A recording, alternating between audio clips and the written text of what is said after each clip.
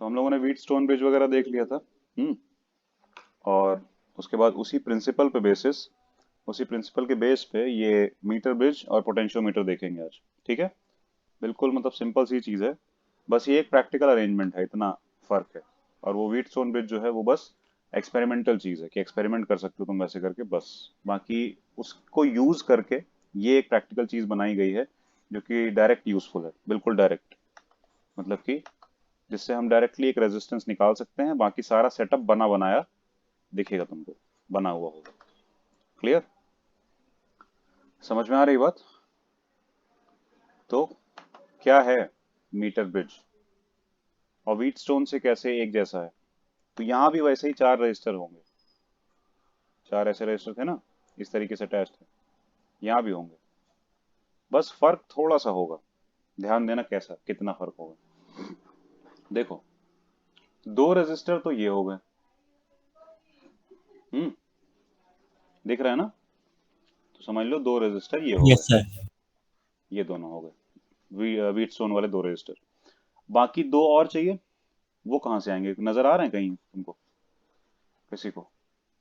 कौन कह रहा बाबा? सर बैटरी और के स्विच। नहीं, रजिस्टर हम पूछ रहे हैं। बैटरी तो होगी, वो तो नीचे आएगी, वो सब है। ये बैटरी है, ठीक है। बैटरी को ऑन ऑफ करने के लिए स्विच दिया है,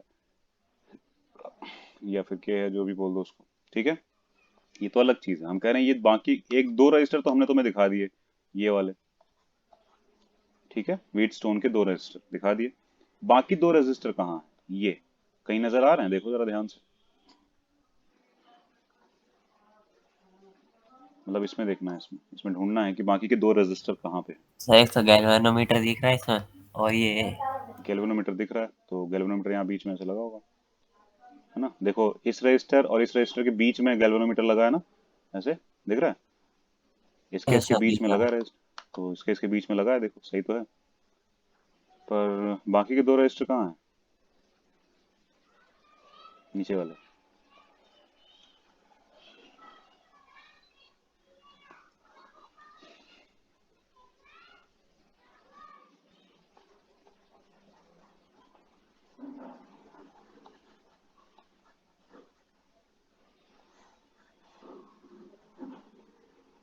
1 मीटर वायर होता है इसमें एक। एक्चुअली 1 मीटर का होता है, मतलब। हम्म। ये देखो, स्केल भी लगा हुआ है। यहाँ से लेके यहाँ तक का एक वायर है ये। दिखा? सर यस ये तो दिख गया, पर ये तो सर पूरा ही वायर है ना, ये जो बैटरी से कनेक्ट होकर आ रहा है ये भी वायर है। कहाँ नहीं, ये कंसिडर्ड नहीं है।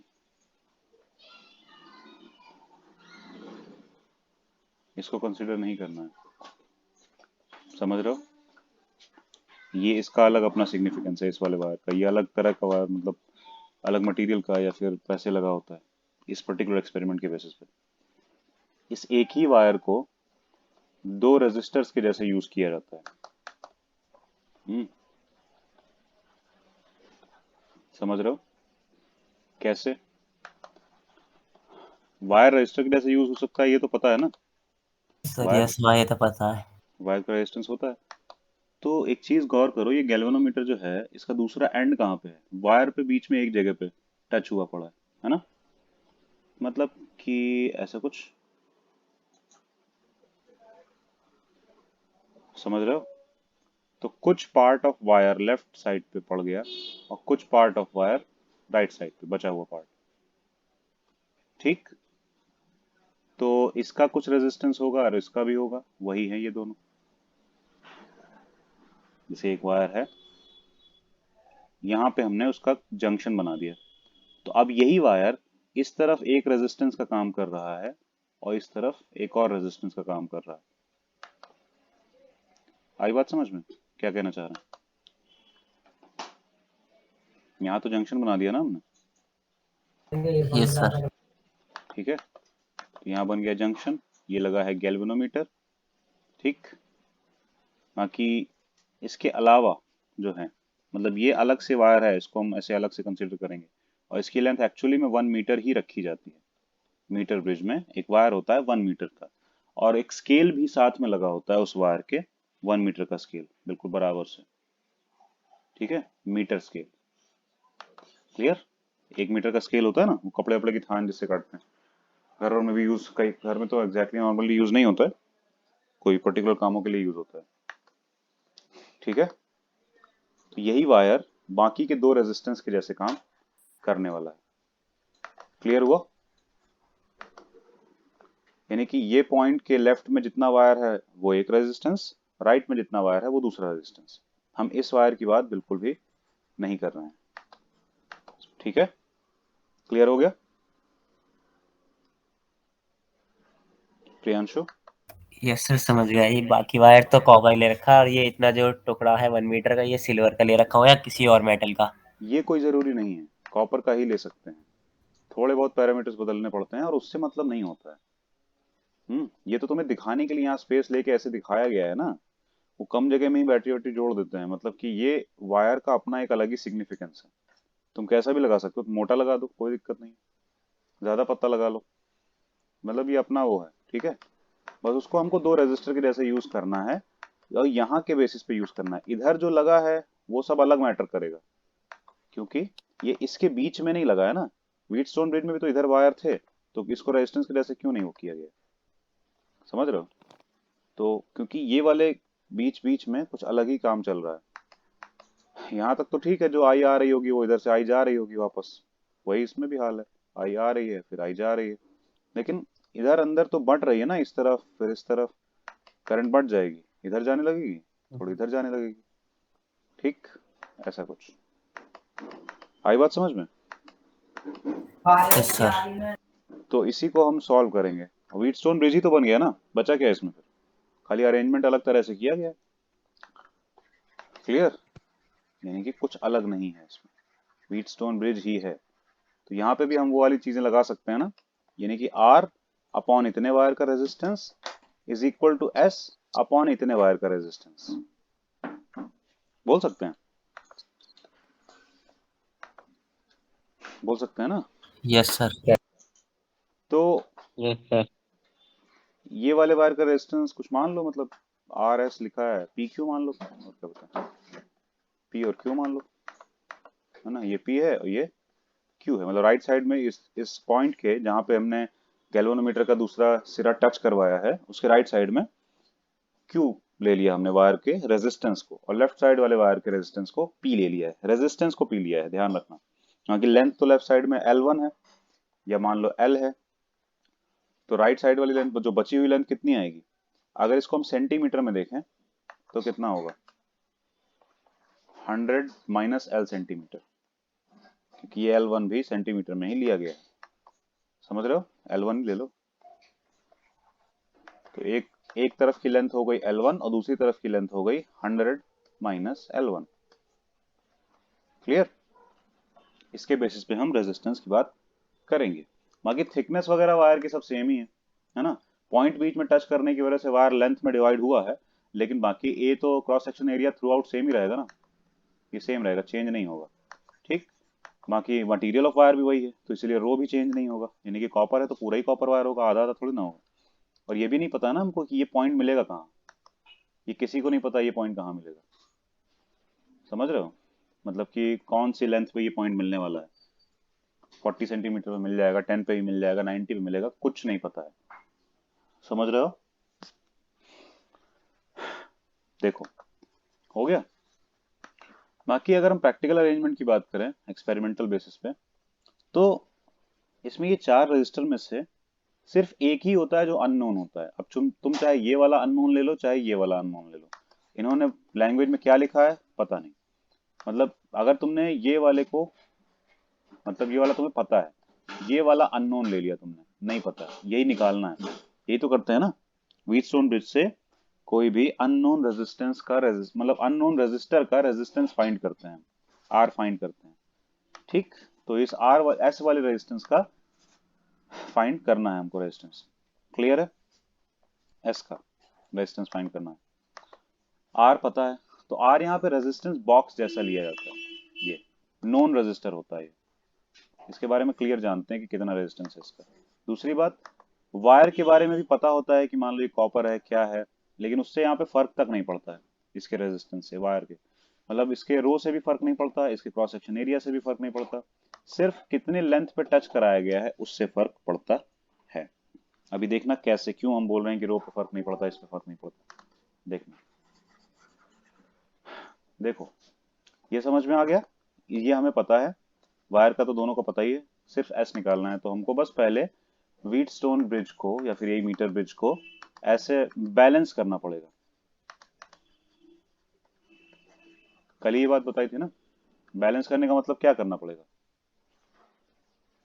हम्म, प्रियांशु, तुषार?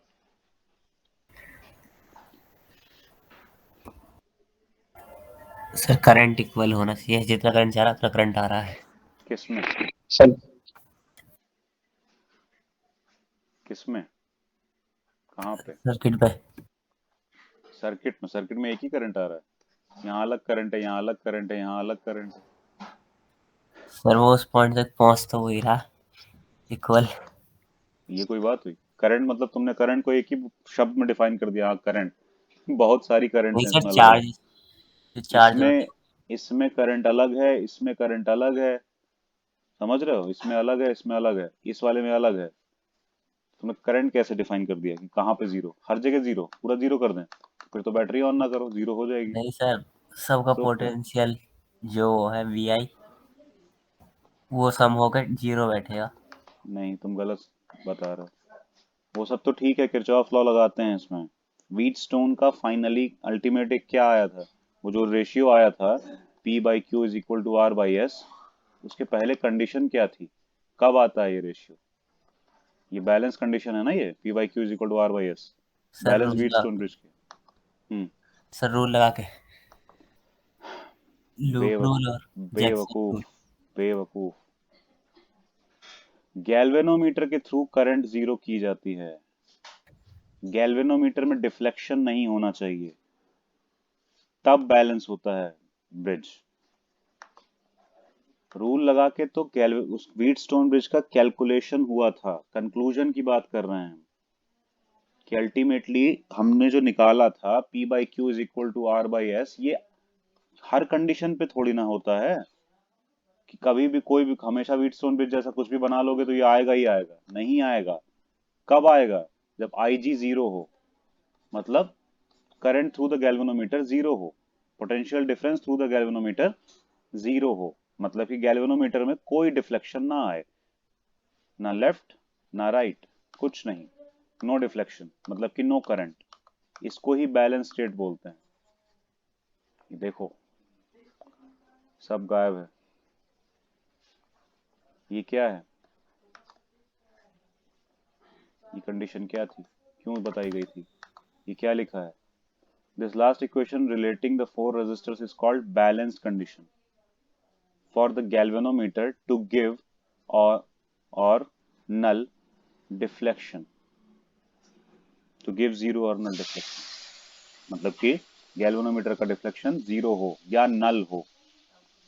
कब होगा? जब current through the galvanometer zero होगी। आई बात समझ में? याद आया कुछ? Yes sir. आ गया ना? याद रखा करो, ठीक है? व्हीटस्टोन ब्रिज को कैलकुलेट कैसे किया गया, उसमें किरचॉफ्स लॉ लगा, ये सब इक्वेशन किरचॉफ लॉ की वजह से बनी है, लूप वूप लगा के बनाई है। लेकिन अल्टीमेटली तुमको इसको यूज करना है ना, व्हीटस्टोन ब्रिज को यूज करना है, इसकी कंडीशन को, इसकी बैलेंस कंडीशन को यूज करना है मीटर ब्रिज में, पोटेंशियोमीटर में। तो वो कैसे यूज करते हैं और कब होगी वो बैलेंस कंडीशन? किसको हम बोल रहे हैं बैलेंस कंडीशन? जब गैल्वेनोमीटर का डिफ्लेक्शन जीरो हो जाता है, नल हो जाता है, मतलब कि उसके थ्रू कोई करंट पास ना हो रही हो। लगा है गैल्वेनोमीटर, यहाँ पे लगा है एक्चुअली, हटा नहीं दिया गया है, लेकिन इसके थ्रू करंट नहीं है। आई बात समझ में? इसको balance condition of Wheatstone bridge बोलते हैं। तो मीटर ब्रिज की भी बैलेंस कंडीशन वही रहेगी, क्योंकि प्रिंसिपल तो व्हीटस्टोन ही है। मीटर ब्रिज तो डिवाइस का नाम है खाली, व्हीटस्टोन ब्रिज डिवाइस का नाम नहीं है। व्हीटस्टोन ब्रिज एक पूरा का पूरा कॉन्सेप्ट है, उस कॉन्सेप्ट के बेसिस पे मीटर ब्रिज काम करता है। क्लियर है? पक्का? Yes sir. ध्यान से देखा करो, और पुराना लेक्चर भी देख लिया करो। पुराने से मतलब नहीं, वैसे ये वाली चीज सिर्फ लास्ट में बताई थी, और इसका पुराने वाली चीजों से भी कोई मतलब नहीं था। लेक्चर में थोड़ा ज़्यादा अटेंटिव रहो, क्योंकि टाइम वैसे भी ज़्यादा नहीं है। याद आ गया ना? नल पॉइंट ढूंढना होता है, लेकिन वो ढूंढना पड़ता है यहाँ पे। यहाँ पे वो ढूंढना पड़ता है हमको। कैसे? ये तो दो फिक्स हैं, ठीक है।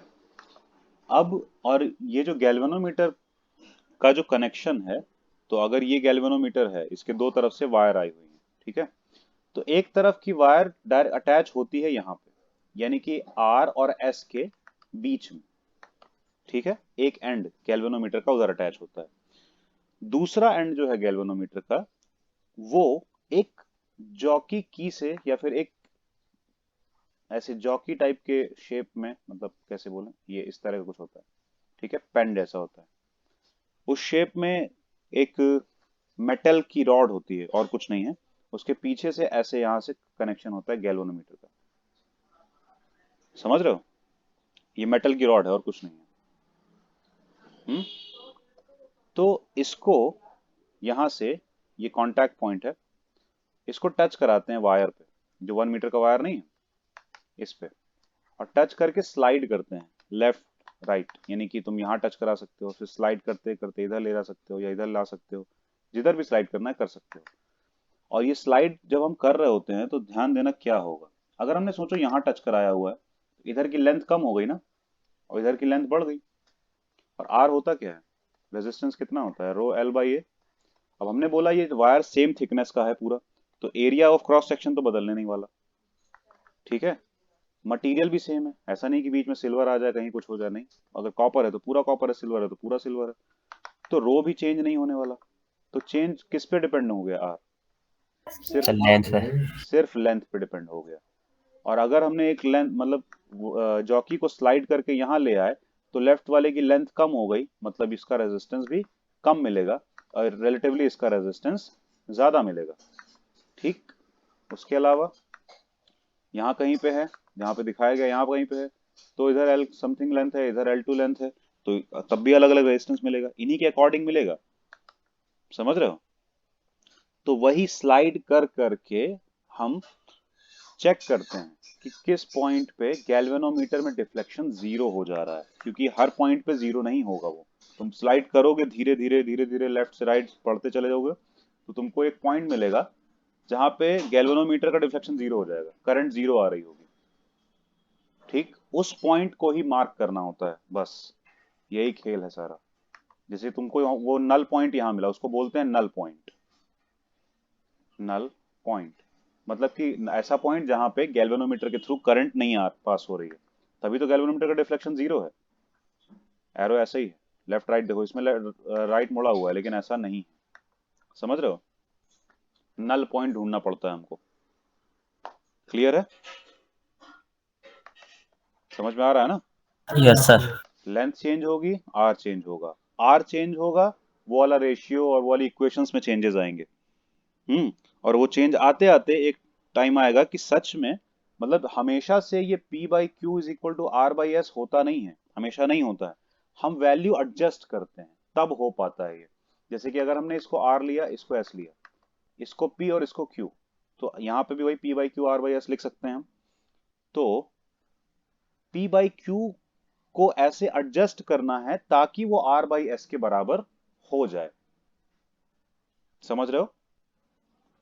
प्रैक्टिकल सिनेरियो में चल ये रहा है कि R फिक्स है, एस ऐसा वायर का टुकड़ा है जो तुमने लिया है, या कोई भी रजिस्टर है जो तुमने लिया है, जिसका रेजिस्टेंस तुमको नहीं मालूम है, तुम मीटर ब्रिज में लगा के उसका रेजिस्टेंस चेक कर रहे हो, तो वो भी तुमको पता है, मतलब मीटर ब्रिज को पता है, तुमको नहीं पता है। मीटर ब्रिज को उसका रेशियो पता चल रहा है, इन दोनों रेजिस्टेंसेस का रेशियो फील हो रहा है, मीटर ब्रिज को पता है उसको।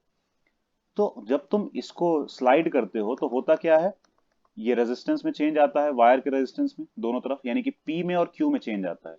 सोचो, अगर P इधर वाला है और Q इधर वाला है, तो अगर हम यहाँ बीच में रख दें तो P और Q बराबर हो जाएंगे, सेंटर में रखने पे। ज्यादा लेफ्ट में होगा तो P कम, Q ज्यादा, क्योंकि लेंथ कम तो रेजिस्टेंस भी कम ही आएगा। राइट में ज्यादा रख दें तो Q कम, P ज्यादा। बात आ रही है ना कुछ समझ में?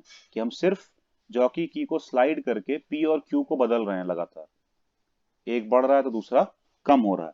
और हमको ऐसी वैल्यू ढूंढनी है पी और क्यू की ताकि वो आर बाई एस से मैच कर जाए, पी बाई क्यू। कुछ आया समझ में? Yes sir. ये प्रैक्टिकल एक्सपेरिमेंट है, हो सकता है तुम लोगों को कराया जाए, स्कूल में कराया जाता है वैसे 12th में, हो सकता है। क्लियर हो गया अच्छे से? तो हमको बस यही करना है, इसका मान लो हमने वही पी माना हुआ है, इसका क्यू माना हुआ है, तो R by S is equal to क्या हो जाएगा, पी बाई क्यू। लेकिन ये कब होगा, जब हमें वो नल पॉइंट मिल गया हो। ठीक है,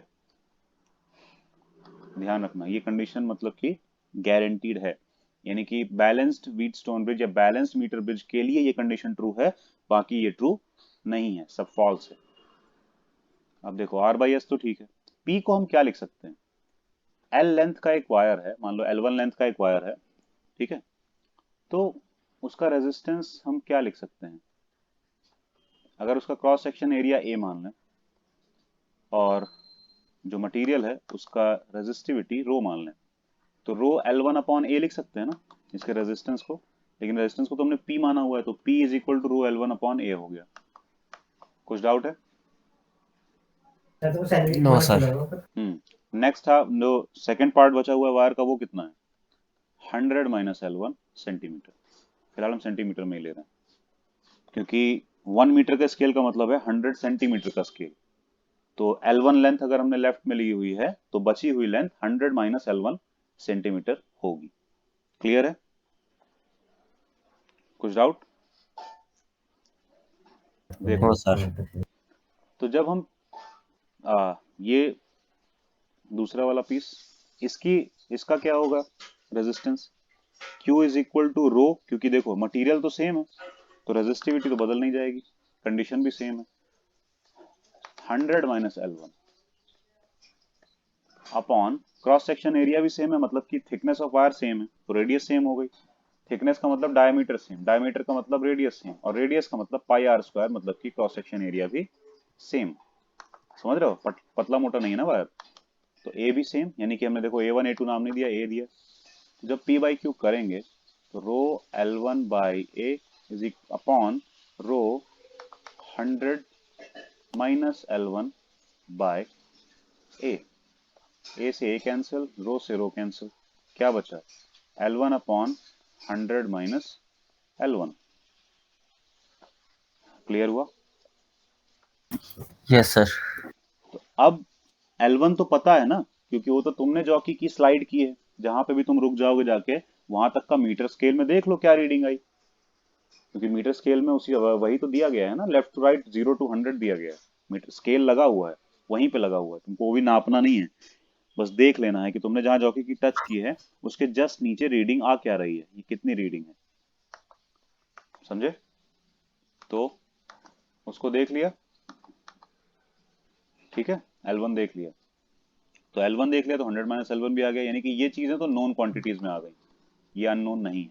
और देखो यहाँ पे हमने एसआई यूनिट में क्यों नहीं रखा, आया किसी के दिमाग में, सेंटीमीटर में कैसे रख दिया हमने? Priyanshu, yes sir. समझ रहे हो ना? ये सर। कह रहे हैं हमने एसआई यूनिट में क्यों नहीं रखा,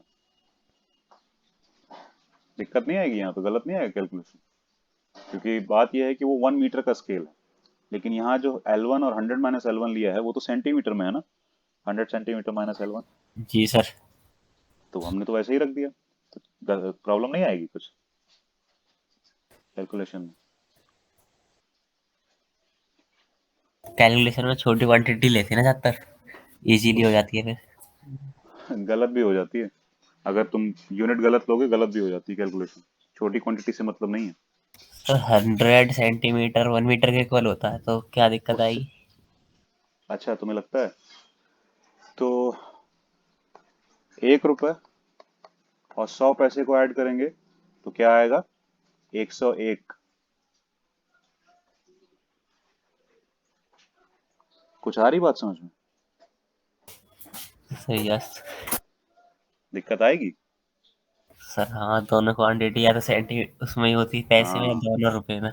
तो फिर पहली दिक्कत, दूसरी बात कि यहाँ पे अगर हम रेजिस्टेंस में कहीं इन वाले रेजिस्टेंसेस में वो सब लिए गए होंगे तो वो तो सब एसआई में लिए गए होंगे सब कुछ, तो फिर कैसे? यूनिट का बड़ा ध्यान रखना पड़ता है। यूनिट गलत करके लोग अपनी पूरी ऐसी तैसी करवा के चले आते हैं, सब आता है वो बेकार। यानी कि वो उन बच्चों को भी बता सकते हैं जो टॉपर हैं, लेकिन क्यों उनके कम आए टॉपर से? क्योंकि यूनिट यूनिट गलत कराएं। मतलब उनकी ये स्मार्टनेस तो है, उनको सारी चीजें आती हैं, लेकिन उनको बहुत माइन्यूट डिटेल्स सही पकड़ना नहीं आता है, उसमें वो चूक गए, बेकार हो गया पूरा। समझ रहे हो? और ये माइन्यूट डिटेल यहाँ लगती है जब ये एक्चुअल सिनेरियो होता है ना, कुछ बड़ी चीज हो रही होती है, जैसे कि एक टरबाइन अगर चलाना है, सही से ऑपरेट करना है, तुम्हें घर में अपने सही से बिजली चाहिए, तो वहां टरबाइन सही से ऑपरेट होना चाहिए।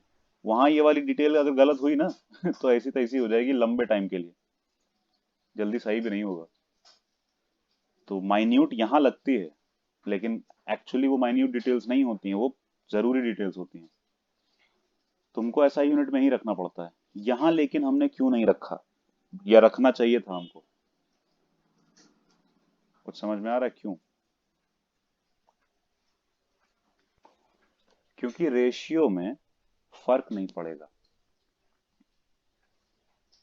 सेम चीज का जब तुम रेशियो ले रहे होते हो ना, तो फर्क नहीं पड़ता है। समझ रहे हो? सोचो, अगर हम ले भी लेते, चलो ले लेते, L1 तो हमने लिया सेंटीमीटर में, मीटर में कन्वर्ट करने के लिए क्या करना पड़ेगा? 100 से डिवाइड कर देते हैं, इसको भी 100 से डिवाइड कर देते हैं। ठीक है, यहाँ क्या आ रहा होगा? अपॉन में 100। यहाँ भी क्या आ रहा होगा? अपॉन में 100। कैंसिल ही तो होने वाले हैं, समझे? इसीलिए नहीं किया। प्रियांशु, नहीं समझ में आ रहा है तो बोल दो। थोड़ा कंफ्यूजिंग है थोड़ा। देखो, हमने बोला ना, जैसे ये चीज समझ में आई, 100 पैसे को 1 रुपए से जोड़ नहीं सकते ना हम, तो इस पूरे में हर जगह अगर एसआई चल रहा है, तो एक जगह हम अपनी नहीं चला सकते ना, हवा में। ठीक है, यहाँ क्यों चला पा रहे हैं? क्योंकि एक्चुअली वो यूनिट्स कट जाने वाली हैं। दोनों हमने सेंटीमीटर में रखा, यूनिट अल्टीमेटली कट गई ना। जैसे कि देखो, अगर हम इन दोनों का रेशियो निकालें, 100 पैसे और 1 रुपए का, तो अलग अलग यूनिट में तो नहीं, सेम यूनिट में रख के निकाल सकते हैं। 1/1 तो भी 1 आएगा, 100/100 तो भी 1 आएगा। यूनिट से फर्क पड़ रहा समझ है? समझ डॉलर में भी चेंज कर दो तो भी फर्क नहीं पड़ेगा। रेशियो में कट जाती है ना यूनिट, रेशियो में फर्क नहीं आने वाला है। इसीलिए बहुत सारी जगह पे रेशियो और परसेंटेजेस यूज होते हैं। जैसे कि देखो, यस सर। अगर तुमने अपना परसेंटेज बताया, तो वो ज्यादा वैलिड चीज है बजाय कि तुम्हारे टोटल मार्क्स के। इसलिए क्योंकि क्या पता कोई दूसरा बोर्ड कोई दूसरे तरह का मार्किंग सिस्टम यूज करता हो, लेकिन परसेंटेज में सब सही जस्टिफाइड हो जाएगा। क्योंकि मार्क्स में हो सकता है उसके 1000 में से दिए गए हो, उसके 1000 में से 800 हो, और तुम्हारे 600 में से 550 हो। तो ये 550 अच्छे हैं कि 800 अच्छे हैं? बताओ। सर दोनों इक्वल है, क्योंकि इक्वल है? क्योंकि वो 1000 में से 800 है, 600 में से 550 550? है।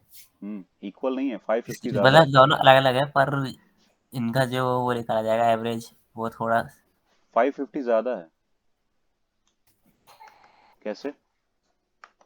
क्योंकि 1000 का 80% सर है 80% है। 800, और ये 550 कितना परसेंट होगा? 600 का 540 कितना होगा? 90%। और यस 550 91 पॉइंट समथिंग परसेंट। तो अब बताओ, ये ज्यादा है कि ये ज्यादा है? सर 91। हाँ, तो परसेंटेज में क्यों बताते हैं पता है? क्योंकि परसेंटेज रेशियो का ही एक्सटेंडेड पार्ट है। रेशियो को 100 से मल्टीप्लाई करते हैं और आता है परसेंटेज। समझे? अप्रोक्सीमेटली ऐसे ही कुछ। इसीलिए रेशियो में हमको यहाँ पे जरूरत पड़ी नहीं। इसलिए भी बता रहे हैं क्योंकि सच बता रहे हैं, वहाँ यूनिट में खेल जाएंगे वो लोग, कुछ भी कर देंगे, जरा सी चीज दे देंगे ऐसी यूनिट में, जो कोई ध्यान नहीं देगा और बस गलत करके सब चले आएंगे, ध्यान रखना। ठीक है, are by S L1/100 - L1 इसीलिए हो पाया क्योंकि यूनिट रखते भी अपॉन 100 करते भी तो वो कट जाएगा, इसीलिए अल्टीमेटली कोई फर्क नहीं पड़ेगा, समझे। तो हम सीधे कह सकते हैं कि R/S = L1/100 - L1। कौन बोल रहा है? Tushar, yes sir. कुछ कह रहे हो? नहीं सर, माइक खुला रह गया था। अच्छा, चलो ठीक है, बंद कर लो, अब पढ़ो। समझ में आया? अब यस इसको सर। चाहे तो ऐसे लिख लो, ऐसे इधर ले जाओ, कोई फर्क नहीं पड़ता। तब अगर आर अननोन वाला होगा तो आ जाएगा, ठीक है। अगर एस अननोन है तो एस को ऊपर ले जाओ और आर को नीचे ले लो, मतलब कि एस इज इक्वल टू निकाल लो, क्या आ जाएगा? एस इज इक्वल टू आ जाएगा आर 100 - L1 / L1, ये आ जाएगा। मतलब वो तो घुमाते फिराते रहो, कोई दिक्कत नहीं, ये अल्टीमेटली आ गया है। तुमको यहाँ एल तो गारंटीड पता होगा क्योंकि तुम ही ने जॉकी की टच करा के इधर उधर करवाया है। रेजिस्टेंस बॉक्स से एक रेजिस्टेंस भी पता होता है, मैंने बोला ना इनमें से एक अननोन है और एक नोन है, तो आर और एस में से एक तुमको पता होगा, तो अल्टीमेटली एक ही तो निकालना पड़ेगा ना, आ नहीं जाएगा। एक इक्वेशन है, यस सर। तीन क्वांटिटीज हैं जिसमें से दो नोन है, तो एक ही तो अननोन हुई, तो आ जाएगा आराम से। ये डायरेक्ट यूज होता है, ये बार बार डिटेल में किया नहीं जाता है, समझ रहे हो। अब यहाँ मतलब हमने व्हीटस्टोन में लगा दिया, किरचॉफ लॉ लगा के उसका देख लिया सब, तो बार बार थोड़ी ना इसमें लगाएंगे। व्हीटस्टोन ब्रिज का प्रिंसिपल आ गया ना कि अगर हम गैल्वेनोमीटर में डिफ्लेक्शन जीरो कर दें तो वो जो रेजिस्टेंसेज हैं अगर उस ऑर्डर में लगे हैं तो उनके रेशियोज बराबर आएंगे, दो का बाकी के दो के रेशियो से बराबर आएगा और एक ऑर्डर में बराबर आएगा, मतलब रैंडम नहीं ले सकते किसी का भी, जैसे ऐसा नहीं ले सकते कि R/Q, रैंडम नहीं ले सकते, ऑर्डर लेना है। अगर इधर लेफ्ट टू राइट लिया तो इधर भी लेफ्ट टू राइट लो, यहाँ से R/P लिया तो तुम S/Q लो, P/R लिया तो Q/S लो, ऐसे ऑर्डर में लेना है, ठीक, जो इधर वो ही उस तरफ भी। आई बात समझ में? वैसे करके रेशियो बराबर आता है, बस तुमको नल पॉइंट ढूंढना है, यानी कि तुमको गैल्वेनोमीटर का डिफ्लेक्शन जीरो करना है और कुछ नहीं करना है। तो डायरेक्ट यूज किया है हमने यहाँ पे उसको, क्लियर। Yes sir. चेक किया गैल्वेनोमीटर का डिफ्लेक्शन जहां जीरो आ गया वहां आगे रेशियो इक्वल कर दिया हमने, तो अननोन रेशियो पता चल गया, क्लियर। इसका डायरेक्ट क्वेश्चन आता है मीटर ब्रिज का, ज्यादा कुछ ऐसा होता नहीं है, यही सब चीजें होती है, यही मेनली होता है बस। हाँ इतना ही हो सकता है कि तुमको उल्टा सीधा कुछ भी यूनिट दे देंगे, कुछ भी और चीजें बत बोल देंगे, तुमको बस वही सारा एक ही यूनिट में रख करके रखना है, ठीक है। रेजिस्टेंस का ही देख लो, अगर रेजिस्टेंस अपॉन रेजिस्टेंस किया गया है तो अगर इसको इसको ओम में लिया गया है, इसको भी ओम में लिया गया है, तब भी कट के ये क्वांटिटी सेम आने वाली है। अगर इसको मिली ओम में लिया गया है, इसको मिली ओम में लिया गया है, तो जब हम मिली ओम से ओम में कन्वर्ट करेंगे तो यहाँ 10⁻³ आएगा, यहाँ भी 10⁻³ आएगा, घूम फिर के कट जाएंगे, आएगा तो इतना ही ना, ठीक है। Yes sir. इसीलिए रेशियो में उसका कोई अंतर नहीं आता है, लेकिन रेशियो में नहीं आता है, ऐसा नहीं कि कहीं भी नहीं आता है। जब हम नॉर्मली रेशियो वाला केस नहीं हो रहा होता ना, यानी कि सेम क्वांटिटी से डिवाइड ना हो रही हो, जैसे लेंथ लेंथ से ना डिवाइड हो, मास मास से ना डिवाइड हो, वहां बहुत केयरफुली रखना पड़ता है। और सब एसआई में रखो, बेस्ट ऑप्शन है, कुछ भी गलत नहीं होगा, सब कुछ एसआई यूनिट में रखो, ठीक है। और जहां पे रेशियो है वहां पे ये थोड़ा सा हम लोग रिलैक्स हो सकते हैं, जहाँ रेशियो है तो वहां पे हम कर सकते हैं कि बिना एसआई के, लेकिन हाँ एसआई में नहीं, लेकिन कम से कम जैसे तुम लेंथ की रख रहे हो और लेंथ का रेशियो निकाला गया है, यानी कि लेंथ अपॉन लेंथ की गई है, तो दोनों को सेंटीमीटर, दोनों को मीटर, दोनों को सेम यूनिट में जरूर रखना है। एसआई में नहीं भी रखा है तो ठीक, सेम में रखना जरूरी है, अगर रेशियो भी है तो, नहीं है तो एसआई में ही रखो, क्लियर, हर चीज की यूनिट। Okay sir. चलो, ये ऐसी गलतियां होती है ना इसलिए बता रहे हैं। ये देखो ये चीज आ गई, ठीक है, ऐसे करके आ जाएगा आराम से, कोई दिक्कत नहीं,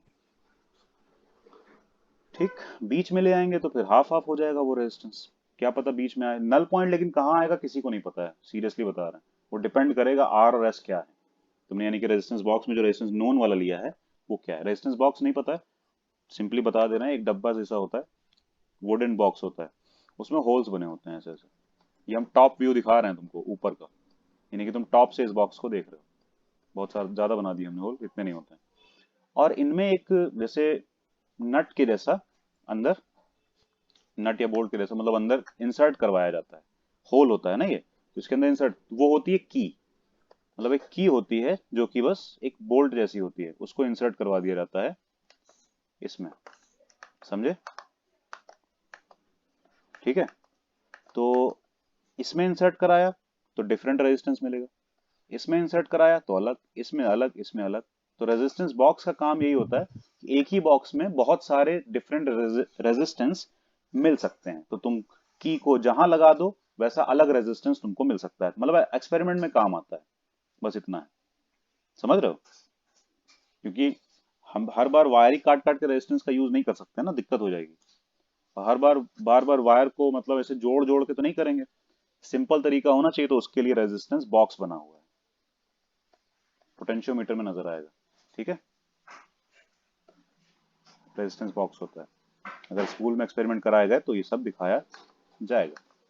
क्लियर? तो उसका रेजिस्टेंस नोन होता है, पता होता है हमको, रीडिंग लिखी होती है ना उस पर, सारे होल के ऊपर लिखा होता है कि स्कीम में अगर इंसर्ट करोगे तो इतना रेजिस्टेंस मिलेगा तुमको। क्लियर? बाकी एक रेजिस्टर तो ऐसा होता है जो हमें नहीं पता होता है, हमें मतलब उसी का तो निकालना है ना, मतलब एक वायर का टुकड़ा दे देंगे तुमको कि ये लो, कितना भी काट लो कोई दिक्कत नहीं, छोटा कर लो बड़ा कर लो कोई दिक्कत ही नहीं है, तुम बस लगा दो वहां पे, वहां जोड़ दो, उसके बाद ये एक्सपेरिमेंट चालू कर दो, कहीं ना कहीं तो नल पॉइंट मिलना ही है, ठीक है? जहां नल पॉइंट मिल गया बस वहीं रुक जाओ, वो उसको मेजर कर लो, मतलब देख लो स्केल पे क्या रीडिंग आ रही है, यानी कि कहाँ पे, जैसे मान लो हो सकता है 63 सेंटीमीटर पे तुमको नल पॉइंट मिले, तो L1 हो जाएगा 63, और 100 माइनस L1 करेंगे तो नीचे 63 का बचा हुआ पार्ट, यानी कि 37 आने लगेगा, समझ रहे हो? और इनटू वो रेजिस्टेंस बॉक्स वाला रेजिस्टेंस मल्टीप्लाई कर देंगे यहाँ पे। क्लियर हुआ क्या बात हो रही है? ये आ जाएगा,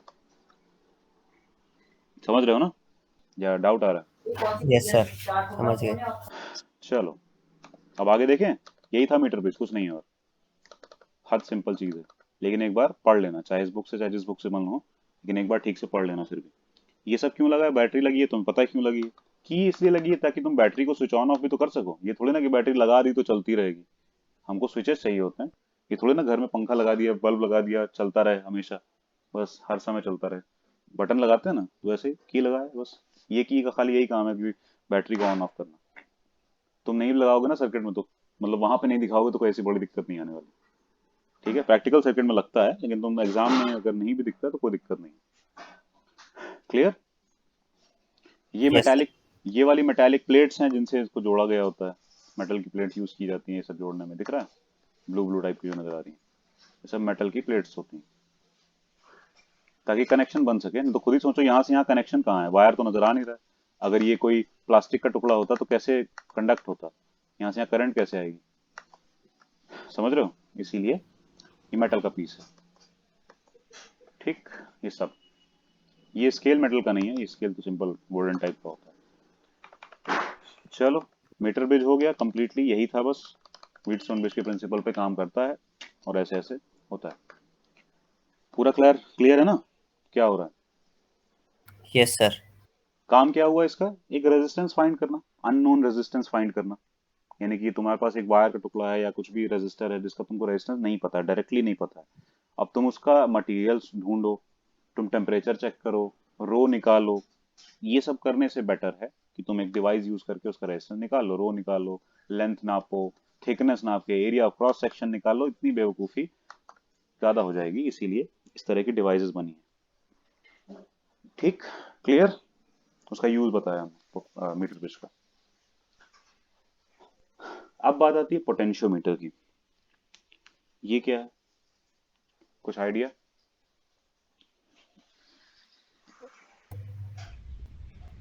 बताओ क्या होगा, कुछ कुछ नाम से नहीं पता चल रहा है। पोटेंशियल मेजर करने के लिए।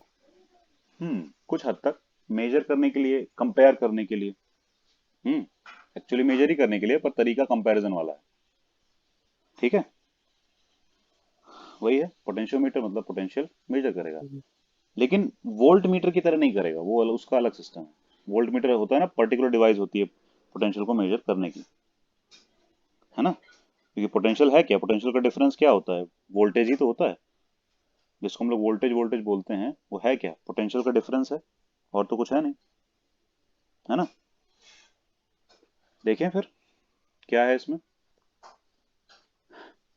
कुछ पता है पोटेंशियोमीटर में क्या होता है, कुछ आइडिया है किसी को? एक बहुत लंबा सा वायर होता है, ये तो हमने पेज में छोटा ही बनाया है क्योंकि पेज की रेस्ट्रिक्शन है, लेकिन बहुत लंबा वायर होता है। मतलब 1 मीटर का, मीटर बीच में था, उससे तो ज्यादा ही होता है, कुछ मीटर्स का होता है, यानी कि 3-4 मीटर 5 मीटर ऐसे कुछ। हम्म। तो लंबा वायर होता है, और उसी वायर से सारे रेजिस्टेंसेस होते हैं, ये तुम कह सकते हो। वही वायर सारे रेजिस्टेंसेस का काम कर रहा होता है, ज्यादातर मतलब रेजिस्टेंसेस का काम। मीटर ब्रिज में क्या था, एक वायर दो रेजिस्टेंस का काम कर रहा था, समझ रहे हो? और बाकी एक रेजिस्टेंस अननोन था, एक नोन था। लेकिन पोटेंशियोमीटर में एक लंबा सा वायर है, वो काम करेगा इस तरह से। क्लियर हुआ थोड़ा सा? लेकिन यहाँ पे हम किरचॉफ लॉ लगाएंगे, क्योंकि जो वहां निकालना था, वहां तो रेजिस्टेंस चाहिए था, रेजिस्टेंस का तो डायरेक्ट रेशियो होता है, सीधे सीधे आ गया, कुछ करना ही नहीं पड़ा। वीटस्टोन भी डायरेक्ट रेजिस्टेंस का रेशियो दे देता है।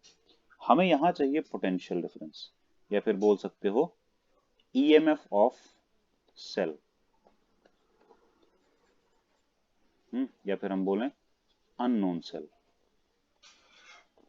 मतलब कि तुम्हारे पास एक सेल है, लेकिन तुम्हें उसका ईएमएफ पता नहीं है, क्योंकि तुमने मान लो डिजाइन नहीं किया है, ऐसे ही बस मिल गया है। तो अगर एक अननोन सेल का ईएमएफ पता करना हो, तो हम पोटेंशियोमीटर का यूज करते हैं। क्लियर है? कुछ डाउट बताओ, प्रियांशु, कुछ है? लो सर, एक पूछ चीज पूछनी, ये नो डाउट सर। पोटेंशियोमीटर ये वही वाला जो ये ऑडियो में यूज होता है, जैसे जो आजकल थिएटर आते हैं उसमें पोटेंशियोमीटर। पोटेंशियोमीटर, हाँ, मतलब उसमें बोला गया है ना। मतलब किसमें तुम, अच्छा वो ऑडियो प्लेयर्स की बात कर रहे हो? जी सर, उसमें बोलते हैं ना वो जो जैसे डेस्क ठिकाना गया था तो पोटेंशियोमीटर। उसका सिस्टम अलग है, मतलब है यही चीज वो, लेकिन वहां यूज अलग है। चीज ऐसे ही कुछ है, ठीक है। वो भी पोटेंशियल को कंपेयर करने के लिए या वैरी कराने के लिए काम आता है, चेंज करने के लिए। पोटेंशियल डिफरेंस चेंज करके वो करंट चेंज कर देते हैं, और करंट चेंज करके वो आउटपुट चेंज कर देते हैं। समझ रहे हो? उधर का आउटपुट, यानी कि तुम्हें साउंड कैसा आएगा, उसका आउटपुट। ठीक है। सर वॉल्यूम जो होता है। वॉल्यूम कह सकते हो, मतलब कई सारी चीजें कंट्रोल की जा सकती हैं। अब वो डिपेंड करता है कि वो लोग किसको कंट्रोल करवाना चाह रहे हैं। ठीक है। जो हम लोग वो घुमाते हैं ना, वो कंट्रोल होता है, तो उसमें ये सब चीजें यूज हो रही होती हैं, क्योंकि यहाँ से करंट, पोटेंशियोमीटर से क्या कर सकते हो, पोटेंशियल डिफरेंस वैरी करवा सकते हो, करंट भी वैरी कर हो जाएगी अपने आप, क्योंकि पोटेंशियल डिफरेंस वैरी होगा तो करंट चेंज नहीं हो जाएगी, उसी पे तो डिपेंडेंट है ना करंट। अगर करंट चेंज हुई तो फिर तो आउटपुट बदल जाएगा। जैसे कि तुम्हें क्या लगता है फैन की स्पीड कैसे कम की जाती है? हम्म। वो जो नॉब है वो कम कैसे कर देता है फैन की स्पीड? सर करंट कम करके पोटेंशियल सा, डिफरेंस। साफ बात। थोड़ा सा बीच में रेजिस्टर लगता है, वो रेजिस्टर थोड़ा पोटेंशियल खा जाता है, तो उसको पोटेंशियल डिफरेंस कम मिलता है, फैन को करंट कम मिलती है, बात खत्म। करंट कम मिलती है, वो उसी करंट के हिसाब से वर्क करता है, इसलिए स्पीड स्लो हो जाती है। समझ रहे हो? सर करंट वे कम मिलती है तो। हाँ। यूनिट इतनी खाता है कब फैन। क्या? उस टाइम पे कुछ हद तक वॉल्यूम कम। कम करने के बाद। वॉल्यूम कम करने के बाद नहीं, स्पीड कम करने के बाद। फैन का वॉल्यूम थोड़ी ना कम होता है, स्पीड कम करने के बाद पूरी तरह से यस नहीं, सर, स्पीड कम करने के बाद। थोड़ा कम हो जाता है, मतलब थोड़ा पावर कंजम्पशन कम हो जाता है, उतना नहीं खाता है, उससे तो कम खाता है, पक्की बात। रेजिस्टेंस से हम उसको करते हैं कंट्रोल, लेकिन वो रेजिस्टेंस थोड़ा हीट में कन्वर्ट कर देता है। मतलब हम ये नहीं कह सकते हैं बिल्कुल ही कम हो जाता है, क्योंकि थोड़ा रेजिस्टेंस खा जाता है ना, मतलब रेजिस्टेंस थोड़ा हीट में कन्वर्ट करने लगता है, ये प्रॉब्लम है। लेकिन उससे कोई दिक्कत नहीं, मतलब कम तो होता है, पक्की बात, पावर कंजम्पशन थोड़ा कम हो जाता है। लेकिन हम इसलिए कह रहे हैं ना कि तुमने आर लगा दिया, तो आई स्क्वायर आर के फॉर्म में थोड़ा बहुत पावर कंजम्पशन वहां होने लगता है, फैन में कम हो जाता है, रेजिस्टेंस में बढ़ जाता है, लेकिन इतना नहीं बढ़ता है रेजिस्टेंस में वो फैन को कवर कर पाए, इसीलिए अल्टीमेटली कम ही बोल सकते हैं। समझ रहे हो ना? Yes sir.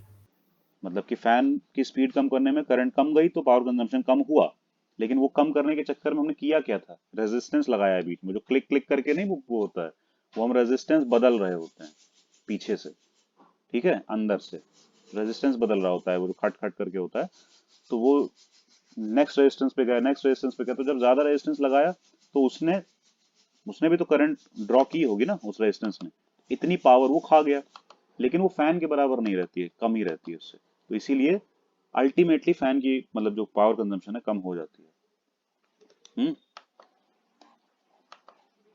समझ रहे हो? Yes sir. ठीक है, अब देखो यहाँ क्या हुआ, कोई गया कोई आया, क्या हुआ? सर वो उसने डिस्कनेक्ट करके कनेक्ट करा था शायद। ओके, चलो, तो पोटेंशियोमीटर का यहाँ पे जो यूज दिखाया गया है वो क्या दिखाया गया है, ईएमएफ, अननोन सेल का ईएमएफ पता लगाना, ठीक है, और इससे भी पहले ये लोग बोलेंगे कि ईएमएफ कंपेयर करवाना, ठीक है, ईएमएफ कंपैरिजन एक तरह से दो सेल्स का। हम्म, ठीक, यानी कि उनका भी नोन नहीं था, ऐसे करके कंपेयर करवाना। क्लियर है? चलो देखते हैं फिर क्या है। देखो, कई सारे काम होते हैं, इसलिए लिखा है this is a versatile instrument. हमने बोला ना यहाँ पे ये यूज है, कहीं और किसी और तरह से भी यूज कर सकते हैं। वर्सेटाइल होने का यही मतलब होता है कि मतलब एक से ज्यादा तरह से यूज किया जा सकता है। It is basically a long piece of uniform wire, और बहुत ज्यादा इसमें इक्विपमेंट्स लगे नहीं होते हैं, बस ये एक लंबा वायर होता है, लेकिन ज्यादा सामने में अगर सीधा सीधा फैला देंगे इस वायर को तो ज्यादा जगह घेरेगा ना, छोटा सा इंस्ट्रूमेंट कैसे बनाएंगे उससे, इसलिए वायर को ऐसे ऐसे लगाते हैं ताकि कम जगह में आ जाए। अब ऐसे ही इसको सीधा लगा देते तो इतना लंबी जगह घेर लेता। समझ रहे हो? तो ये कुछ खास नहीं है, बस एक लॉन्ग पीस ऑफ वायर है जो कि बैटरी से कनेक्टेड है, और कुछ नहीं है, ये बैटरी से कनेक्टेड रहता है। क्लियर?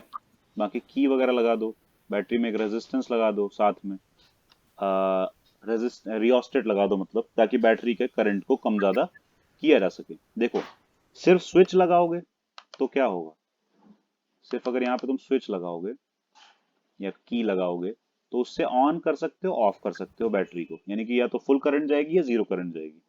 लेकिन अगर यहाँ पे तुम एक रियोस्टेट लगा देते हो, ये रियोस्टेट लगा देते हो, तो क्या कर सकते हो, बैटरी की करंट को कंट्रोल कर सकते हो थोड़ा थोड़ा करके इजीली। रियोस्टेट का काम होता है वेरिएबल रेजिस्टेंस प्रोवाइड करना। क्या नाम है इसका? रियोस्टेट। ये क्या है? ये है वेरिएबल रेजिस्टेंस।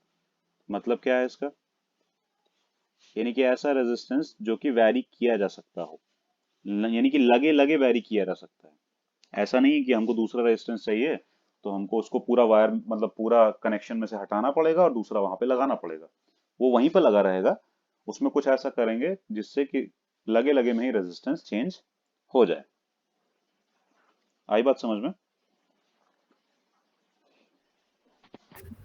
या डाउट सर है ये तो बता दो। रियोस्टेट यही होता है ना जो मतलब ये डिवाइस होता है ना जो फैन की स्पीड को कंट्रोल करता है। डायरेक्टली नहीं कह सकते, क्योंकि फैन की स्पीड कंट्रोल करने में क्लिक क्लिक करके कंट्रोल होती है। नोटिस करो, कहीं भी फैन की वो जो नॉब होता है वो बिल्कुल वैसा वाला स्मूथ होता है क्या? बहुत कम जगह होता है स्मूथ बिल्कुल, यानी कि सारे, जरा सी भी कम करनी हो स्पीड, जरा सी भी बढ़ानी हो तो बढ़ा पाओ, सीधे एक के बाद दूसरा जंप आता है स्पीड में, उसके बीच की स्पीड फिर नहीं मिलती है, क्योंकि उसके यस बीच सर। का। सर ये वेरिएबल रेजिस्टेंस, हाँ सर ये हाँ, वेरिएबल रेजिस्टेंस भी होता है जो कार की डैग में होता। कार के किसमें होता है? सर वॉल्यूम कंट्रोल करने के लिए डैग डैग में। जो होती, हाँ, वॉल्यूम कंट्रोलर जो होता। कह सकते हैं, वहां भी पोटेंशियोमीटर यूज कर सकते हैं या रियोस्टेट भी यूज कर सकते हैं, क्योंकि बात यह है वहां तो छोटा सा है यार, अंदर लगा हुआ है, तुम लोग को पता कम ही चलेगा, मतलब साफ सीधी सी बात है। अब देखो, जैसे कि अभी हमने पोटेंशियल वो लिया था, क्या नाम है, मीटर ब्रिज, एक वायर था उसमें, एक एंड से वो वायर जुड़ा होता और एक एंड से ना जुड़ा होता। दूसरा एंड जो है, जैसे अगर हमको एक बैटरी लगानी है, ठीक है, तो बैटरी का एक एंड तो जुड़ा है यहाँ, डायरेक्ट इस वायर से जुड़ा हुआ है, ठीक। और दूसरा एंड जो है बैटरी का, वो हमने जॉकी की से लगा रखा है। ये एरो बनाने का मतलब है जॉकी की लगी है यहाँ पे, इसको हम जहां चाहे टच करा सकते हैं, यहाँ टच करा दो, यहाँ टच करा दो, समझ रहे हो। तो सोचो अगर हम इसको यहाँ टच करा दें तो कनेक्शन कितने के बीच में बना। ये जो इधर वायर है इसका कनेक्शन हुआ क्या? हम्म, बताओ। इस तरफ वाला वायर सर्किट में आया या नहीं आया? इधर वाला ये सर्किट में इंक्लूड नहीं हुआ। सर नहीं करंट हुआ। करंट यहाँ से गई, ऐसे गई, ऐसे गई, ऐसे आ गई, नहीं लेकिन ये नहीं हुआ ना इंक्लूड। अब बताओ वही जॉकी की अगर थोड़ी इधर टच करा दे तो यहाँ तक का वायर इंक्लूड हो गया। तो एक्चुअली ये भी तो वेरिएबल रेजिस्टेंस जैसा ही काम कर रहा है।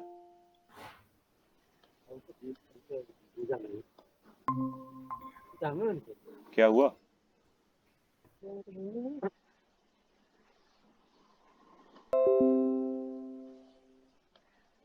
चेंज क्यों कर दिया?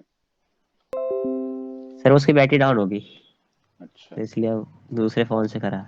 अच्छा, ये दिखा तुम लोगों को कि इसका रेजिस्टेंस हम बदल पा रहे हैं? हाँ सर लेंथ, देख लिया मैंने पूरा, अभी आपको आंसर भी दिया था ना मैंने। हाँ हाँ, ये रेजिस्टेंस अगर हम चेंज कर पा रहे हैं तो हो गया ना वेरिएबल रेजिस्टेंस।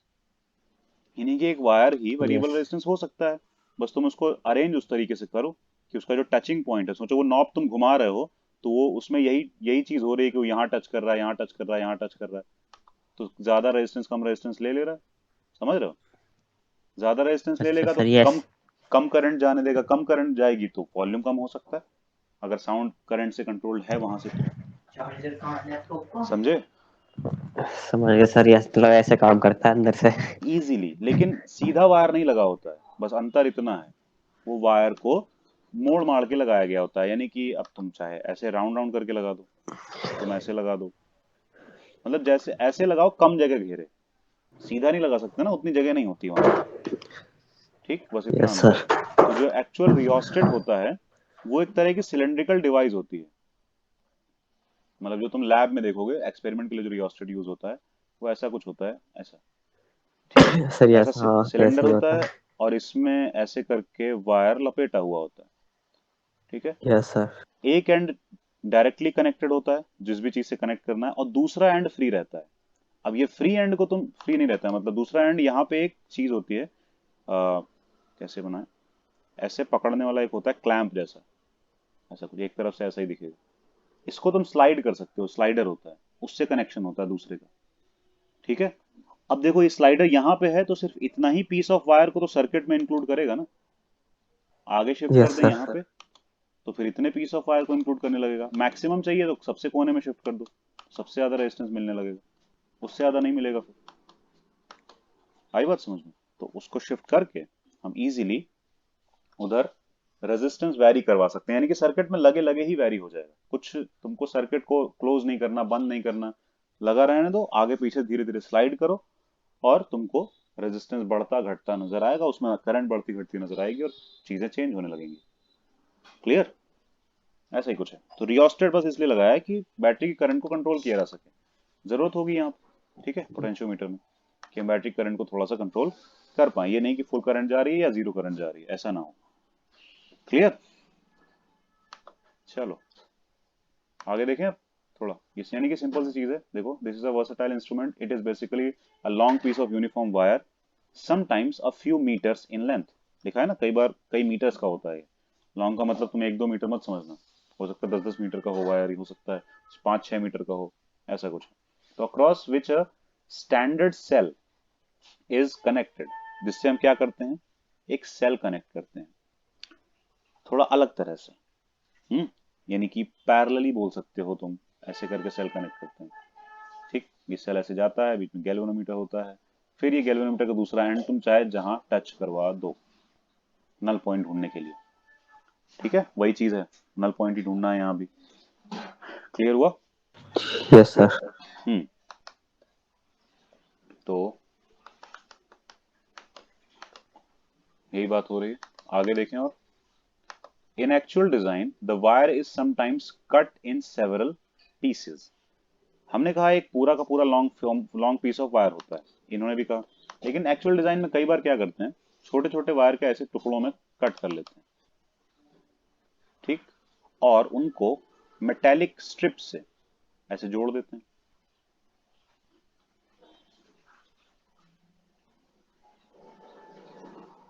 समझ रहे हो? तो अब देखो कनेक्शन बन गया ना, ऐसे ऐसे। Yes sir. तो ऐसा भी करते हैं, ठीक, इनके बीच में मेटेलिक स्ट्रिप ले लेते हैं, उससे जोड़ देते हैं।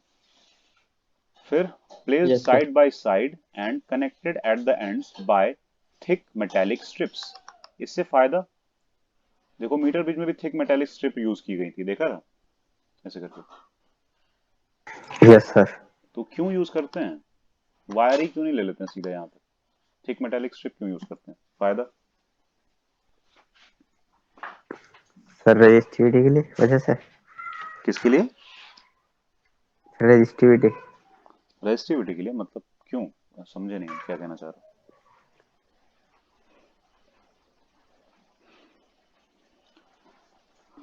अगर वो थिक यूज कर रहे हैं तो एरिया ऑफ क्रॉस सेक्शन बढ़ गया ना,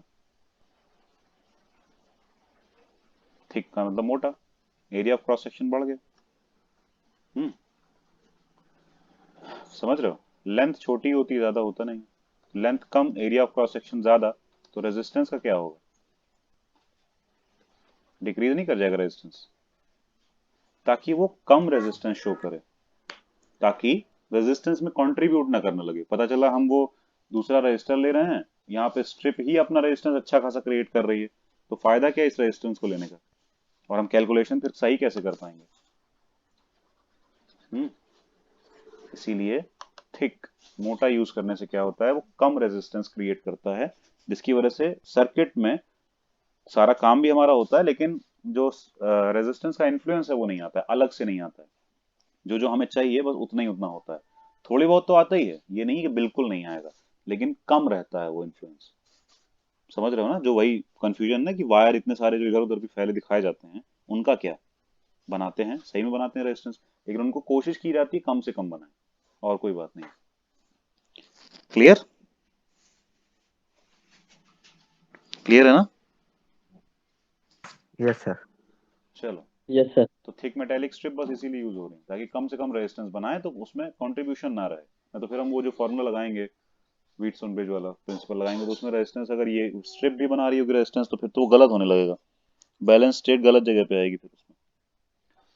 ठीक, अब देखो इन द फिगर, जो कि ये बना हुआ है, ये नीचे है ना, देखो दो फिगर हैं, एक ये है एक ये है, नीचे वाले पर भी ध्यान मत दो, सिर्फ ऊपर वाले को देखो।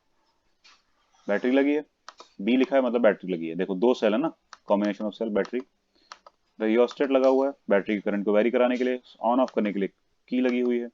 वायर कहाँ से कहाँ तक है, वायर ए से सी तक है, वो जो लॉन्ग फॉर्म ऑफ वायर बोला ना, लॉन्ग पीस ऑफ वायर, वो ए से सी तक है, ये है। क्लियर? यहाँ तक का वायर है। अब हम बैटरी कनेक्ट कैसे कर रहे हैं, कुछ इस तरह से,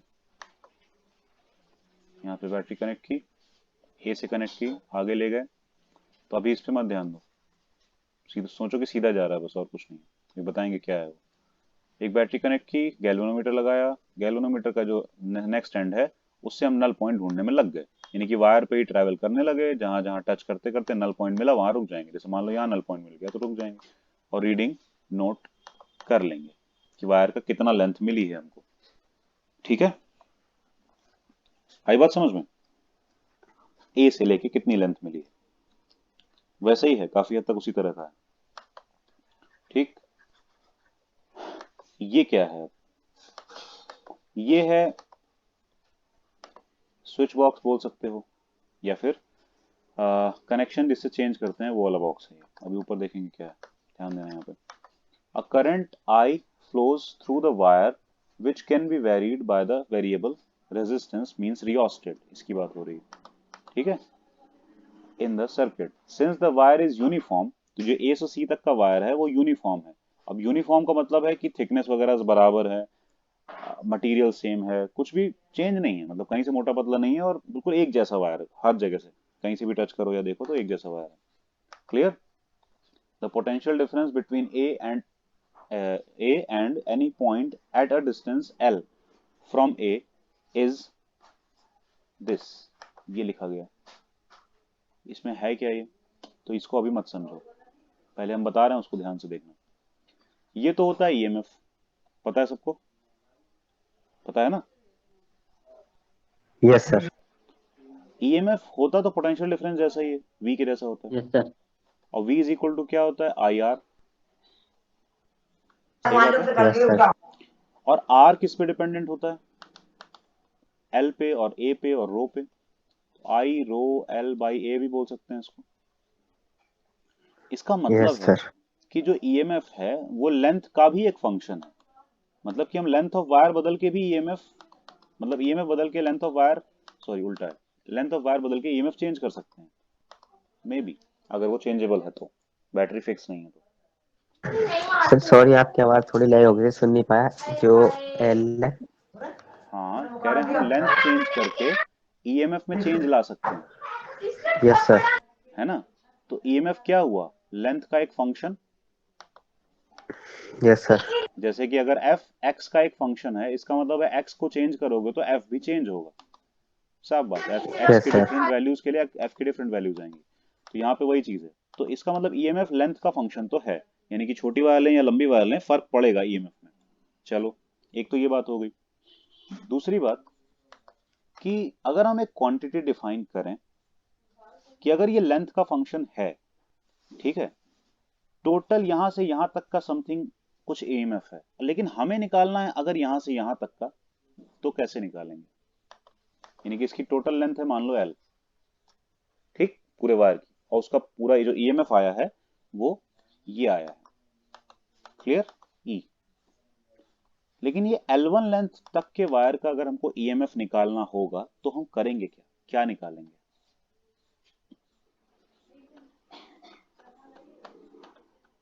बताओ, कैसे निकालेंगे?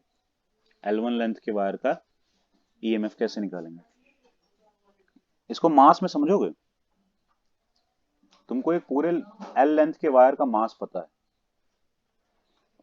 कैपिटल एम, और तुमको इसमें से समथिंग स्मॉल एल लेंथ के वायर का मास पता करना है, जो कि है स्मॉल एम। तो कैसे आएगा?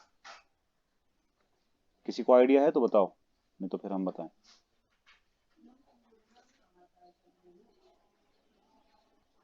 तुषार, प्रियांशु, नहीं पता? बताएं? No sir. तो बता रहे हैं हम, ठीक है। मास में पहले समझो, फिर ईएमएफ में समझ में आ जाएगा। देखो, इसके लिए हम एक चीज निकाल लेते हैं, पता है क्या? मास पर यूनिट लेंथ।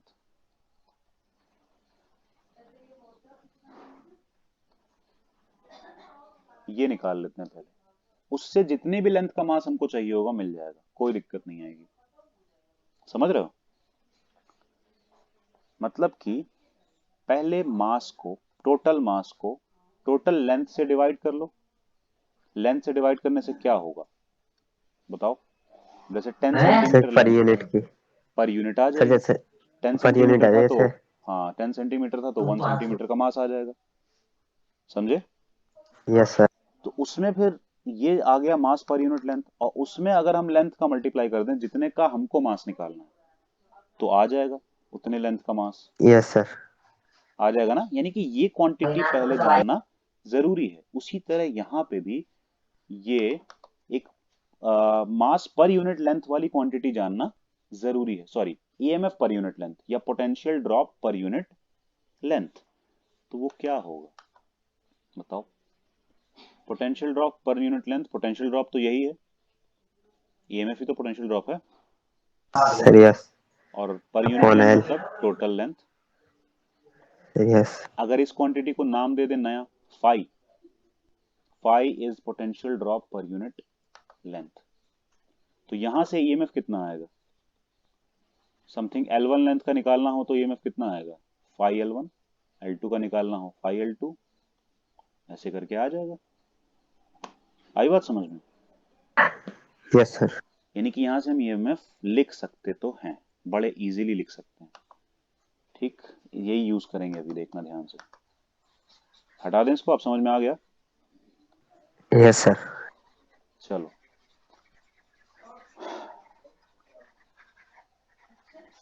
देखना ध्यान से। ये हो गया डिफाइन, ठीक सर है। एक यानी बार कि हम रिपीट करना। किस चीज को? ये पूरा तुम्हें कहाँ से नहीं समझ में आया, पहले ये यस तो सर। बताओ। तुम्हें समझ में कहाँ से नहीं है? मास वाला समझ में आया था या नहीं?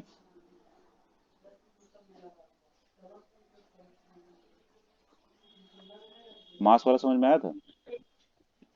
सर मास वाले के बाद में जो बताया आपने। मास वाला ये आएगा, ये समझ में आ गया था। मास पर यूनिट लेंथ का लेंथ से मल्टीप्लाई कर देंगे, इसका लेंथ से मल्टीप्लाई कर देंगे तो आ जाएगा उतने लेंथ का मास। यानी कि एक रॉड है जिसकी टोटल लेंथ कैपिटल एल है। यस सर आया था थोड़ा थोड़ा। थोड़ा थोड़ा। अच्छा, तुम लेक्चर दोबारा से देखना रिकॉर्डेड वाला, फिर बताना, ठीक है। अभी पहले हम ये कर रहे हैं, देखो। टोटल लेंथ एल है, ठीक है। टोटल मास एम है इसका। तो कैपिटल एम यानी कि total mass upon total length से एक क्वांटिटी आ जाएगी जिसको हम बोल सकते हैं मास पर यूनिट लेंथ, ठीक है। मास पर यूनिट लेंथ। अब हमें जितने भी लेंथ का मास चाहिए, जैसे तुमको इतनी लेंथ का मास चाहिए, ये L1 लेंथ है, ये L लेंथ है, तो फिर इसी से L का मल्टीप्लाई करा दो, आ जाएगा। इतने लेंथ का मास आ जाएगा, यानी कि इतनी बड़ी, इतनी रॉड का मास आ जाएगा तुम्हारा। M। कुछ आया समझ में? आया या नहीं?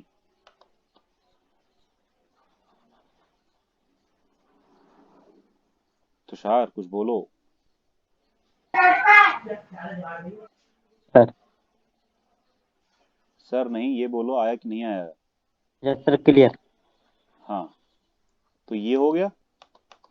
इसी तरह से हम ईएमएफ को देख सकते हैं ना। यस सर अगर एक लेंथ में पूरा टोटल ईएमएफ ई है, क्लियर ठीक है। सर।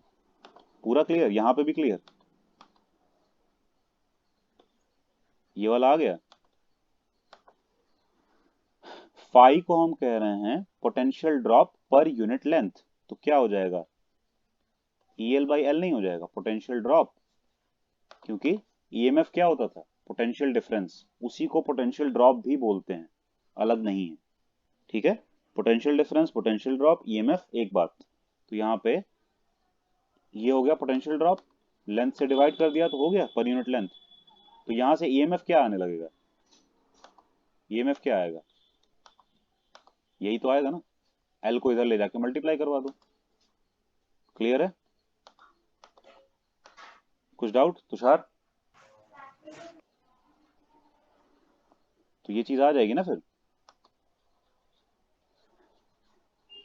Yes sir. ये कहाँ चला जा रहा है? चलो देखो, मतलब हमें उसका ईएमएफ चाहिए था। क्यों चाहिए था पता है? इस वजह से, या पोटेंशियल ड्रॉप चाहिए था, क्योंकि हम जब केवीएल लगाएंगे तो उसमें पोटेंशियल ड्रॉप्स का सम जीरो करना पड़ेगा हमको। जब पता ही नहीं होगा तो जीरो कैसे करेंगे? ठीक है। एक लूप लेंगे, उसमें लगाएंगे, लेकिन पता नहीं यस होगा तो सर। जीरो कैसे करेंगे? चलो आगे देखें। अब फिगर ये वाला है, देखो। shows an application of the potentiometer to compare the EMF of two cells। बहुत सारे एप्लीकेशन हो सकते हैं इसके, बहुत तरह से पोटेंशियोमीटर को यूज किया जा सकता है, लेकिन यहाँ पे तुम लोगों में जो दिखाया गया है वो दो सेल के ईएमएफ का कंपैरिजन दिखाया गया है through with the help of potentiometer. Clear? तो वही देखेंगे हम लोग। एक का E1 है, एक का E2 है, मान लो। द पॉइंट्स मार्क्ड 1 2 3, ये क्या है? पहली बात तो ये डब्बा है क्या? ये डब्बा कनेक्शन चेंजर है एक तरह से, ठीक है। लिखा है ना, फ्रॉम टू वे की, टू वे की, यानी कि ऐसी की जो दो तरफ कनेक्ट हो सकती है। तो अगर हम 1 को 3 से कनेक्ट कर दें तो फिर ये वाला बेकार हो गया। यानी कि अब E2 जो है सर्किट में कनेक्टेड नहीं है, सिर्फ E1 कनेक्टेड है पूरा सर्किट में, ऐसे। समझ रहे हो? और अगर हम 2 को 3 से कनेक्ट कर दें तो E2 कनेक्टेड है और E1 कनेक्टेड नहीं है। आई ना बात समझ में? इन्होंने दो फिगर बनाने से अच्छा एक ही फिगर में वो करके दिखा दिया, स्विच लगा के दिखा दिया। ठीक, प्रियांशु आ रहा है? Yes sir. तो ये इसीलिए लगा है बस, और कोई काम नहीं है इसका। कि एक बार हम क्या करेंगे, E1 को सर्किट में लगाएंगे, उसको हटाएंगे, फिर E2 को सर्किट में लगाएंगे, दोनों बार रीडिंग मतलब दोनों बार KVL लगाएंगे और तब इक्वेशंस को सॉल्व करेंगे। क्लियर? तो ये वही है बस। Consider first a position of the key where 1 and 3 are connected। अब देखो 1 अगर 3 कनेक्टेड होंगे तो कौन सा सेल रहेगा उसमें, 1 या 2? सर्किट में कौन सा सेल कनेक्टेड है इस समय? Sir E1। E1 यानी कि 1 कनेक्टेड है, यानी कि जिसका EMF E1 है, सेल 1 वो कनेक्टेड है। ठीक, तो सेल 1 कनेक्टेड होगा तो उसके लिए हमको इक्वेशन लिखनी होगी, यानी कि उसके लिए हम KVL लगाएंगे। लेकिन लगाएंगे कहां से कहां तक, लूप कहां बन रहा है? तो देखो A से इधर गए, यहां से यहां गैल्वेनोमीटर को क्रॉस करते हुए ये हमने नल पॉइंट ढूंढा हुआ है, फिर इधर से यहां यहां यहां यहां यहां ए वापस, लूप बन गया। यस सर बन गया। पक्का ना? लूप एक बन गया। Yes sir. इसी लूप में हमको किरचॉफ्स वोल्टेज लॉ या फिर लूप रूल लगाना है। ठीक है, अब इसमें क्या क्या आ रहा है जरा गौर से पहले देखो, सारे कंपोनेंट देखने पड़ते हैं ना, क्या क्या आ रहा है, आ क्या क्या रहा है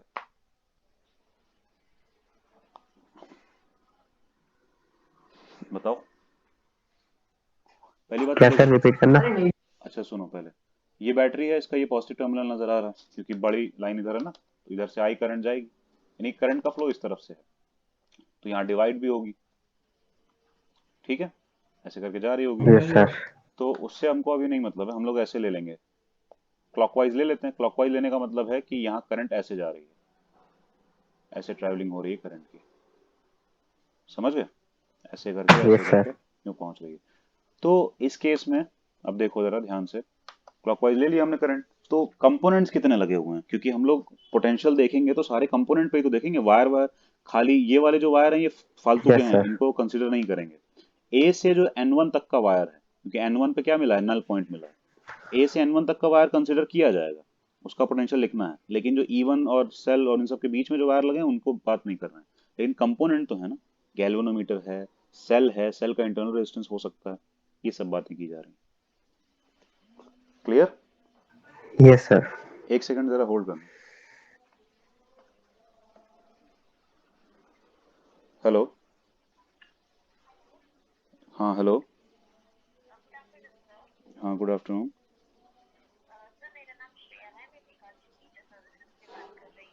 हम्म, जी,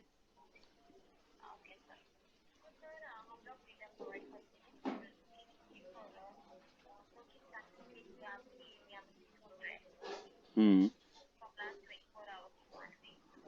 hmm,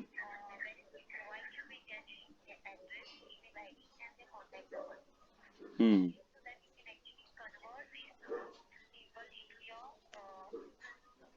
hmm, hmm,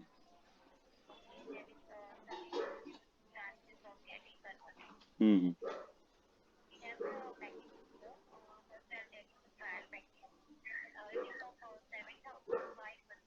hmm, hmm,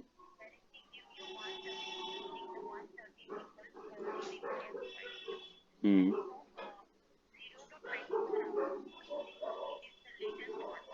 hmm,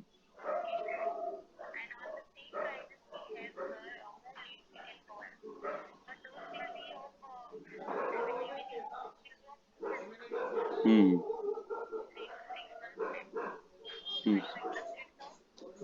No, not this time because I'm running an online class. So, hmm, so I'm not. I mean, I'm not interested in the students in the local. Anywhere, students from anywhere can contact me. So, okay, thank you, thank you.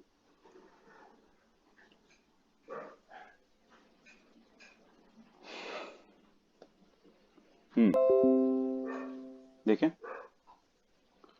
अरे phone आ गया था। Yes sir. देखा, component कौन से हैं बताओ फिर, क्या क्या चीजें लगी दिख रही हैं? एक तो सर एक तो सेल है एक सेल है E1। E1 और सर ये बॉक्स भी लिया जाएगा इसमें, ये जो स्विच नहीं नहीं वाला नहीं, वो बॉक्स है। स्विच वाले बॉक्स से मतलब नहीं है, वो रेजिस्टेंस बॉक्स नहीं है, स्विच का बॉक्स है, उससे कोई दिक्कत नहीं, वो बस कनेक्शन बनाने के लिए। सर वो गैल्वेनोमीटर है। गैल्वेनोमीटर है। और तो सर कोई एलिमेंट दिख नहीं रहा। ए से N1 तक का वायर भी है। ओके सर, वायर लिया जाएगा एक। हाँ, एसी वायर कंसिडरेबल वाला वायर है, समझ रहे हो, ए से सी तक का, तो उसके बीच का कुछ आता है तो वो लिया जाएगा, यानी कि वो एज अ रेजिस्टेंस काम करेगा। ठीक, तो वो कुछ पोटेंशियल डिफरेंस ड्रॉप करेगा ना, पोटेंशियल ड्रॉप करवाएगा वो एज अ रेजिस्टेंस, जैसे रेजिस्टेंस करवाता है, तो उसको रेजिस्टेंस जैसा ही समझो। क्लियर? उसी के चक्कर में तो ये निकाला था कि लेंथ पे यस डिपेंडेंसी सर। है ना, उतनी लेंथ का चाहिए तो हमको करना पड़ेगा, समझ रहे हो? तो हमको ये तीन का ही पोटेंशियल का सम जीरो करना है ना, तो देखो नल पॉइंट तो हमने N1 पे ढूंढा है, जब नल पॉइंट ढूंढा है तो गैल्वेनोमीटर का पोटेंशियल तो जीरो हो गया, यस सर। बचा इन दोनों का। E1 का E1 ही होता है, लेकिन देखो जरा पॉजिटिव आएगा या नेगेटिव आएगा, साफ ना दिख रहा हो क्या? सर E1 का हाँ, कुछ ना पड़ा उसमें, एक दिन तो पड़ गया बोर्ड नेगेटिव आएगा। पक्का ना? E1 का आएगा यस नेगेटिव, सर। बोर्ड से एक दिन पे। तो माइनस E1 हो गया। यस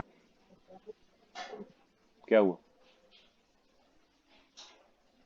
कोई कुछ कह रहा है? चलो, E1 का नेगेटिव आया, माइनस E1 हुआ, गैल्वेनोमीटर का जीरो रहा, इसका कितना आएगा AN1 का? अगर हम कह दें कि ए से लेके N1 तक की जो लेंथ है वायर की वो L1 है, तो इसका पोटेंशियल ड्रॉप कितना आएगा या पोटेंशियल डिफरेंस कितना आएगा? वेगस की सुने होगा क्या? सर, वो आएगा पाई L1। वो गया था पहली टर्म में, पाई उसके L1, सीधी सीधी बात है, क्योंकि फाई है potential drop per unit length, into length कर देंगे तो आ जाएगा उतने का पोटेंशियल ड्रॉप ए से लेके N1 तक का। एक इक्वेशन आ गई। Yes sir. अब हम की को चेंज करेंगे, 1 का 3 से कनेक्शन नहीं करेंगे, 2 का 3 से कनेक्शन करेंगे, यानी कि ये बैटरी हमने हटा दी, ऐसा समझ लो, ये सेल हटा दिया हमने।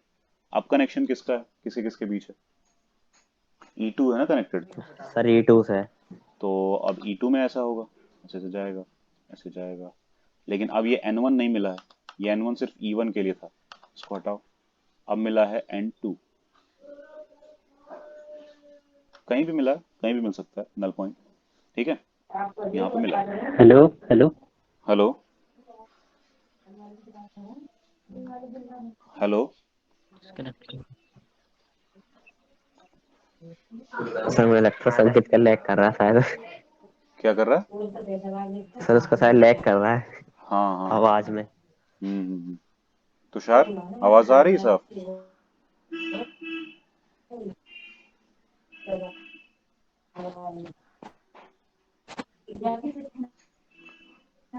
उसकी तो सही आ रही है, उधर से मतलब ठीक आ रही है। तुषार, आवाज आ रही है?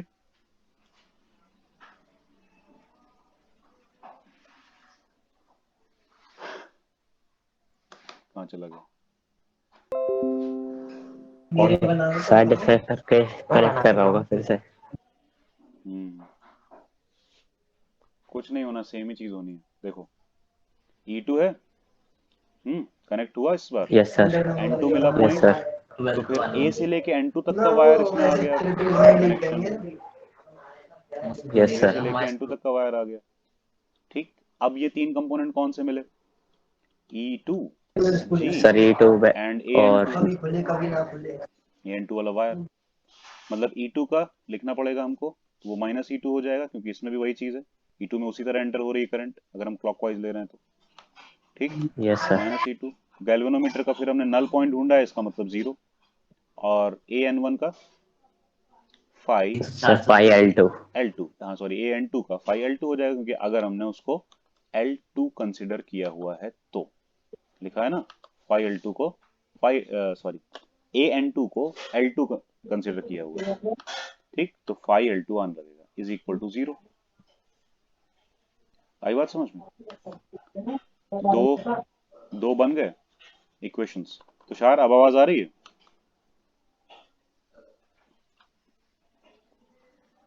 क्या वो कनेक्ट करके आया कि नहीं? 75 दिन जाओ। सर कनेक्ट है। कनेक्ट तो है, आवाज तो आ भी रही है।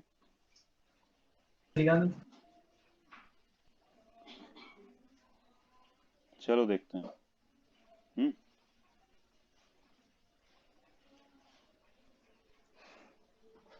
तो तुम्हें समझ में आ गया ना? ये दो इक्वेशंस आ जाएंगी। यस तो हटा सर। लेते हैं। तो फर्स्ट इक्वेशन ये, सेकंड इक्वेशन ये, और दिख रहा है, बड़ा सिंपल है। फर्स्ट इक्वेशन में से E1 उधर ले जाओ तो phi L1 is equal to E1 आने लगा, है ना? Yes sir. तो फिर यहाँ से E1 सर इसमें पाई की L2 value, equal to E2 आ जाएगा। इसमें phi L2 is equal to E2 आ जाएगा। दोनों को हम डिवाइड कर यस लेंगे तो L1 upon L2 is equal to E1 upon E2 आने लगेगा। E2। यानी कि हमने E1 अपॉन E2 की वैल्यू लेंथ में निकाल ली। जो EMFs का रेशियो था वो सिर्फ लेंथ के रेशियो में निकाल लिया, काफी सर बहुत इजी तरीके से। सर ये पाई कैंसिल आउट हो जाएगा ना? बिल्कुल सेम है ना, per unit yes length sir. Same रहेगा, वो कैंसिल हो जाएगा, इसीलिए तो कट गया। सिर्फ बचेगा L1 okay upon sir. L2 is equal to E1 by E2। आया समझ में कि ये कहाँ से आ गया? तो कंपैरिजन मिल गया ना, और लेंथ के फॉर्म में मिल गया। ठीक, काफी इजीली लेंथ के फॉर्म में मिल गया। लेंथ का फॉर्म बहुत ही इजी हो जाता है क्योंकि इसमें स्केल में रीडिंग होती है, तुम नाप लो। मैं उस पे, इस पे भी पोटेंशियोमीटर पे भी जो वायर होता है उसमें भी स्केल स्केल लगा होता है, रीडिंग होती है उस पे भी, नाप लो, कोई दिक्कत ही नहीं है। रीडिंग देख लो कितना आया है, बात खत्म, हो गया तुम्हारा। समझे? मान लो 1 1 मीटर के यस लगा सर। रखे थे, वन मतलब ऐसे 1 1 लगा रखे थे, 1 1 1 1 1 1। 6 मीटर का है पोटेंशियोमीटर का पूरा वायर। तो अगर यहाँ मिला नल पॉइंट, ठीक, तो 1 2 3, 300 मीटर तो 300 सेंटीमीटर तो यही हो गया। उसके बाद ये यहाँ है, मान लो 80 पे आया, इस वाले स्केल पे 80 पे आया, 80 सेंटीमीटर पे, तो 380 हो गया सीधे सीधे सेंटीमीटर, हो गया L1। Yes sir. L2 कहीं पे मिल जाएगा ऐसे ही, ठीक है, हो गया L1 बाई L2 करके E1 बाई E2 निकल आएगा इजीली। यानी कि EMF का रेशियो पोटेंशियोमीटर से फाइंड हो गया। समझे? कंपैरिजन फाइंड हो गया, रेशियो का मतलब सीधे सीधे। आई बात समझ में? Yes sir. तो ये तो दोनों अननोन वाले थे, है ना? रेशियो फाइंड हुआ है, एक EMF फाइंड नहीं हुआ है। यानी कि हमें अभी भी E1 और E2 अलग अलग नहीं पता है। हमें ये पता है कि E1 E2 से कितना बड़ा है, डबल है, ट्रिपल है, हाफ है, वो पता है, कंपैरिजन पता है, रेशियो पता है ना। लेकिन ये नहीं पता है कि यस एग्जैक्टली सर। E1 कितना है और E2 कितना है। उसके लिए क्या करेंगे? इजी है, एक अपना वाला सेल लगा दो, मतलब जो तुम्हें पता हो, तो इसमें से एक चीज नोन क्वांटिटी में आ जाएगी, तो जो अननोन होगा वो निकल आएगा। आई बात समझ में? एक ऐसा सेल लगाओ ना जो जिसका ईएमएफ तुमको सच में पता हो। अच्छा सर, हाँ फिर तो सर निकल जाएगा। तो यही तो बात है, ये देखो नीचे आ गया, वही सर्किट है। इस बार हमने रेजिस्टेंस बॉक्स लगाया है, मतलब एक ऐसा ईएमएफ टाइप का जो हमें पता हो, उसका ईएमएफ या वो जो भी होने वाला है, ठीक है।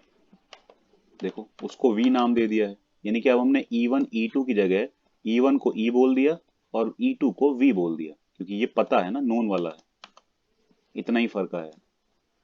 तो E1 क्या आया था, फाई L1, तो देखो E क्या आया, फाई L1। E2 क्या आया था, यस सर। फाई L2, पाई तो L2। देखो V क्या आया, फाई L2। एग्जैक्टली सेम, कुछ अंतर नहीं, सब सेम, ठीक है। अब ये आ गए तो डिवाइड करने पे क्या होगा, E बाई V आएगा L1 बाई L2। V उधर ले जाओ तो E is equal to V L1 by L2। L2। आ गया अननोन EMF कैलकुलेटेड, क्योंकि V तो पता था ना। Yes sir. समझ गए? देखा कितना बड़ा मजाक है, दिखता है खतरनाक सा, होता कुछ भी नहीं। क्लियर? Yes sir. अब यहां तक आ गए तो और थोड़ा सा इसके आगे जाया जा सकता है, मतलब कि ठीक से इसको और किया जा सकता है। जैसे V है, V के बारे में ठीक से बताया जा सकता है क्या होगा, V is equal to I R something, लगा के। लेकिन उस R में सिर्फ ये R नहीं आएगा, गैल्वेनोमीटर का सॉरी सेल का इंटरनल रेजिस्टेंस भी आएगा।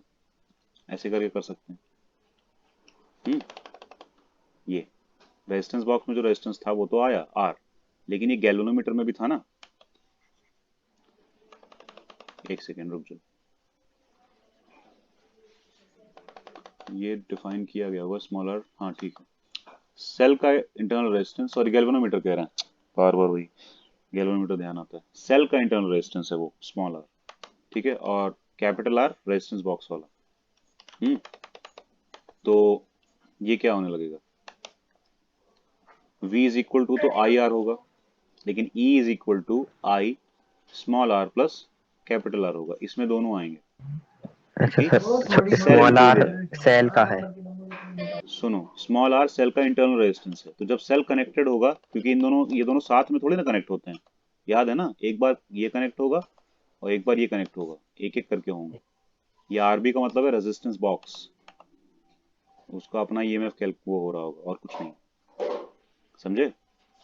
मतलब हम एक ऐसा सेल नहीं लगा रहे हैं जिसका ईएमएफ हमें पता है, हम बस एक रेजिस्टेंस लगा रहे हैं जो कुछ पोटेंशियल ड्रॉप करवा दे रहा है बस, और वही ईएमएफ की जगह पे यूज कर रहे हैं पोटेंशियल ड्रॉप को, समझे? तो इसका जो रेजिस्टेंस है वो आर है, रेजिस्टेंस बॉक्स में जो रेजिस्टेंस यूज किया उसको आर बोल रहे हैं, कैपिटल आर।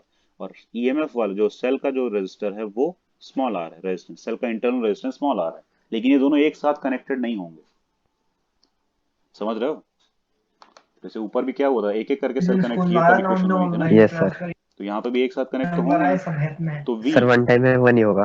हाँ, तो V इज इक्वल टू जो इसका जो पोटेंशियल ड्रॉप आएगा वो कितना आएगा, करंट और इसके रेजिस्टेंस के बराबर।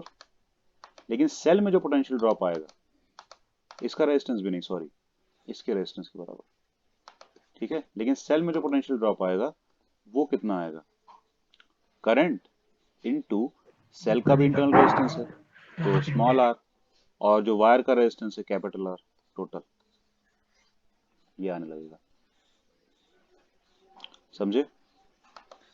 Okay sir. ऐसा कुछ है। तो ये देखो, ये चीज आई, EMF I small R plus capital R, V I R. तो अगर हम यहाँ रख दें E बाई वी, देखें क्या आएगा, यहाँ देखो E अपॉन वी करेंगे तो I small R plus capital R और आई आर, तो आई आई कैंसिल हो जाएंगे, E बाई वी में आई आई कैंसिल हो जाएंगे, क्या बचेगा, small R plus capital R upon small R. लेकिन E बाई वी को तो हम L1 बाई L2 लिख सकते हैं ना, ठीक, तो इसको L1 बाई L2 लिख दो, क्या आ गया, small R plus capital R by small R. क्योंकि देखो सेल का सिर्फ ईएमएफ पता नहीं लगाना होता है, उसका इंटरनल रेजिस्टेंस भी पता लगाना पड़ता है, तो इसलिए स्मॉल आर कैलकुलेट कर रहे हैं हम, और कोई बात नहीं है, ठीक है। तो यहां से स्मॉल आर कैसे आएगा, ध्यान देना। तो आर को नीचे अलग अलग कर लो, यानी कि small R upon R plus capital R upon R कर लिया, ये कट के आ गया 1, यानी कि 1 plus capital R by small R. 1 को इस तरफ ले जाओ, यानी कि L1 by L2 minus 1 is equal to R by R, ये आएगा, कुछ डाउट? Yes sir. एक मिनट, कुछ गड़बड़ हुआ। सर ये आर स्मॉल आर दो ले लिए ना आपने, उसमें कैपिटल आर है, वो डिवाइड जो करा गया कैपिटल आर से करा गया। अच्छा अच्छा अच्छा, हाँ हाँ हाँ, ठीक ठीक, ये गलत कर दिया, वही तो हम सोच रहे हैं कुछ गड़बड़ी हो रही है यहाँ पे। ये small R plus capital R आ जाएगा, ये कैपिटल आर, ये कैंसिल होके 1 हो जाएगा, यानी कि small R by capital R plus 1, और 1 उधर गया, तो यहाँ small R upon capital R बचेगा, ठीक, सही। अब स्मॉल आर यहाँ से कैसे आ जाएगा, सिर्फ कैपिटल आर को उस तरफ ले जाओ, कैपिटल आर उधर चला गया, तो L1 बाई L2 माइनस 1 हो गया। Yes sir. तो इंटरनल रेजिस्टेंस भी फाइंड हो गया, ईएमएफ भी फाइंड हो गया, दोनों चीजें आ जाएंगी बस, यानी कि सेल के सारे पैरामीटर्स आ गए अननोन सेल के। तो ये भी एक तरह का यूज है, दो सेल को कंपेयर कराना भी एक यूज हो गया, और एक यूज हो गया कि उसमें से एक अगर नोन हो तो दूसरा अपने आप पता चल जाएगा। We can find the internal resistance of a given cell. The potentiometer has the advantage that it draws no current from the voltage source being measured. जिसका मेजर किया जा रहा है, यानी कि सेल, उसका कोई भी पोटेंशियल ड्रॉप, ये मतलब करंट ड्रॉ नहीं करता उससे। As such, in a unaffected as such it is unaffected by the internal resistance of the source, इसीलिए वो इंटरनल रेजिस्टेंस से अनअफेक्टेड रहता है। बात ये है कि बाहर का वायर ही बहुत ज्यादा रेजिस्टेंस क्रिएट कर चुका होता है ना, तो उधर का फिर वो मैटर नहीं करता, कम होता है वैसे भी, समझे, नेग्लेक्ट में चला जाता है। क्लियर, समझ रहे हो? Yes sir. तो बस ऐसे ही कुछ है। हो गया, पोटेंशियोमीटर आ गया अच्छे से बिना किसी दिक्कत के। Yes sir. बस यही था लास्ट इस वाले चैप्टर का, खत्म, चैप्टर नहीं बचा। क्वेश्चंस वगैरह करने हैं, लेकिन क्लियर बता रहे हैं, क्वेश्चंस करोगे तभी आएगा। कॉन्सेप्ट भी क्वेश्चन करने से आएंगे, क्योंकि बात ये है ना, कॉन्सेप्ट सीधा नहीं पूछा जाता है, हमेशा कुछ ना कुछ घुमाएंगे फिराएंगे, उल्टा सीधा कुछ सिनेरियो दे देंगे, कहेंगे ये है चार्ज यहाँ पे लटका दिया है तो ऐसे कर दिया है तो वैसे कर दिया है। क्वेश्चंस करो, ठीक है। अरिहंत वाली बुक तुम्हारे ओके पास है? सर। तुम्हारे पास अरिहंत वाली बुक है? सर मतलब पुरानी पड़ी है 6 नंबर इस की नहीं ईयर के पुराने लिए। नहीं, इस ईयर की, क्योंकि पुराने में तो तुम ऑनलाइन क्वेश्चंस निकाल ही सकते हो, लेकिन इस ईयर का में क्या वो है, वो एमसीक्यू के फॉर्म में दिया है ना, तो तुम्हारी प्रैक्टिस सर इस थोड़ी साल ठीक की तो होगी। मेरे पास पीडीएफ पड़ी है। एमसीक्यू पीडीएफ वाली हैगी। अरिहंत की हाँ पीडीएफ? सर। Yes sir. हाँ तो चलेगा, उससे कोई दिक्कत नहीं, अरिहंत वाली पीडीएफ होनी चाहिए, एमसीक्यूज उसमें होने चाहिए, तो तुम वो करके कर सकते हो, कोई सर दिक्कत नहीं एक ओजवाल की भी पड़ी है मेरे पास, है। चलेगा, बात ये नहीं कि एग्जाम आईडी। 10 से करने की जरूरत नहीं है, कोई एक से करो जो इस साल की लेटेस्ट आई हो, ठीक है। कौन सी बनाई है? इससे भी ओके क्वेश्चन सर। एनसीईआरटी के भी लेकिन क्वेश्चंस करने हैं और उसके करने हैं, समझे, ओके सर। बुक से, उस बुक से। चलो क्वेश्चंस करोगे तभी समझ में आएगा प्रॉब्लम क्या आ रही है, ऐसे लगता रहता है कि समझ में सब कुछ आ रहा है, क्वेश्चंस करोगे तो प्रॉब्लम दिखेंगी, काफी हद तक आ जाएगा अगर तुमने इसमें डीपली समझा है तो आएंगे क्वेश्चंस, ऐसा नहीं नहीं आएंगे, लेकिन फिर भी बहुत सारे तरह के क्वेश्चंस होंगे जो नहीं भी आएंगे, तो करोगे तो फिर हम बताएंगे कि अच्छा तुम यहाँ पे फिर दोबारा ये फरवरी करो, में पेपर ठीक स्टार्ट है, हो जाएंगे। तो हो जाएगा। Okay sir. करो तभी पता चलेगा, लास्ट टाइम में करोगे ना तो फिर वो ज्यादा फरवरी कॉम्प्लिकेशन हो बनाऊंगा जाएगी, कि लास्ट टाइम में और सब्जेक्ट्स का भी प्रेशर आ जाएगा ना तो हर जाते चीज का। छुटेंगे ही जनवरी का, करो तो अभी से ये तो करो। जनवरी है वाला तो सर। वो आएगा। मेरे चलो पास तो नेक्स्ट, वैसे एक्स्ट्रा सब्जेक्ट है। वही चीज तुम्हारे पास ऐसे एक्स्ट्रा सब्जेक्ट है, ठीक है चलो। अब ओके क्लास सर। खत्म करते हैं।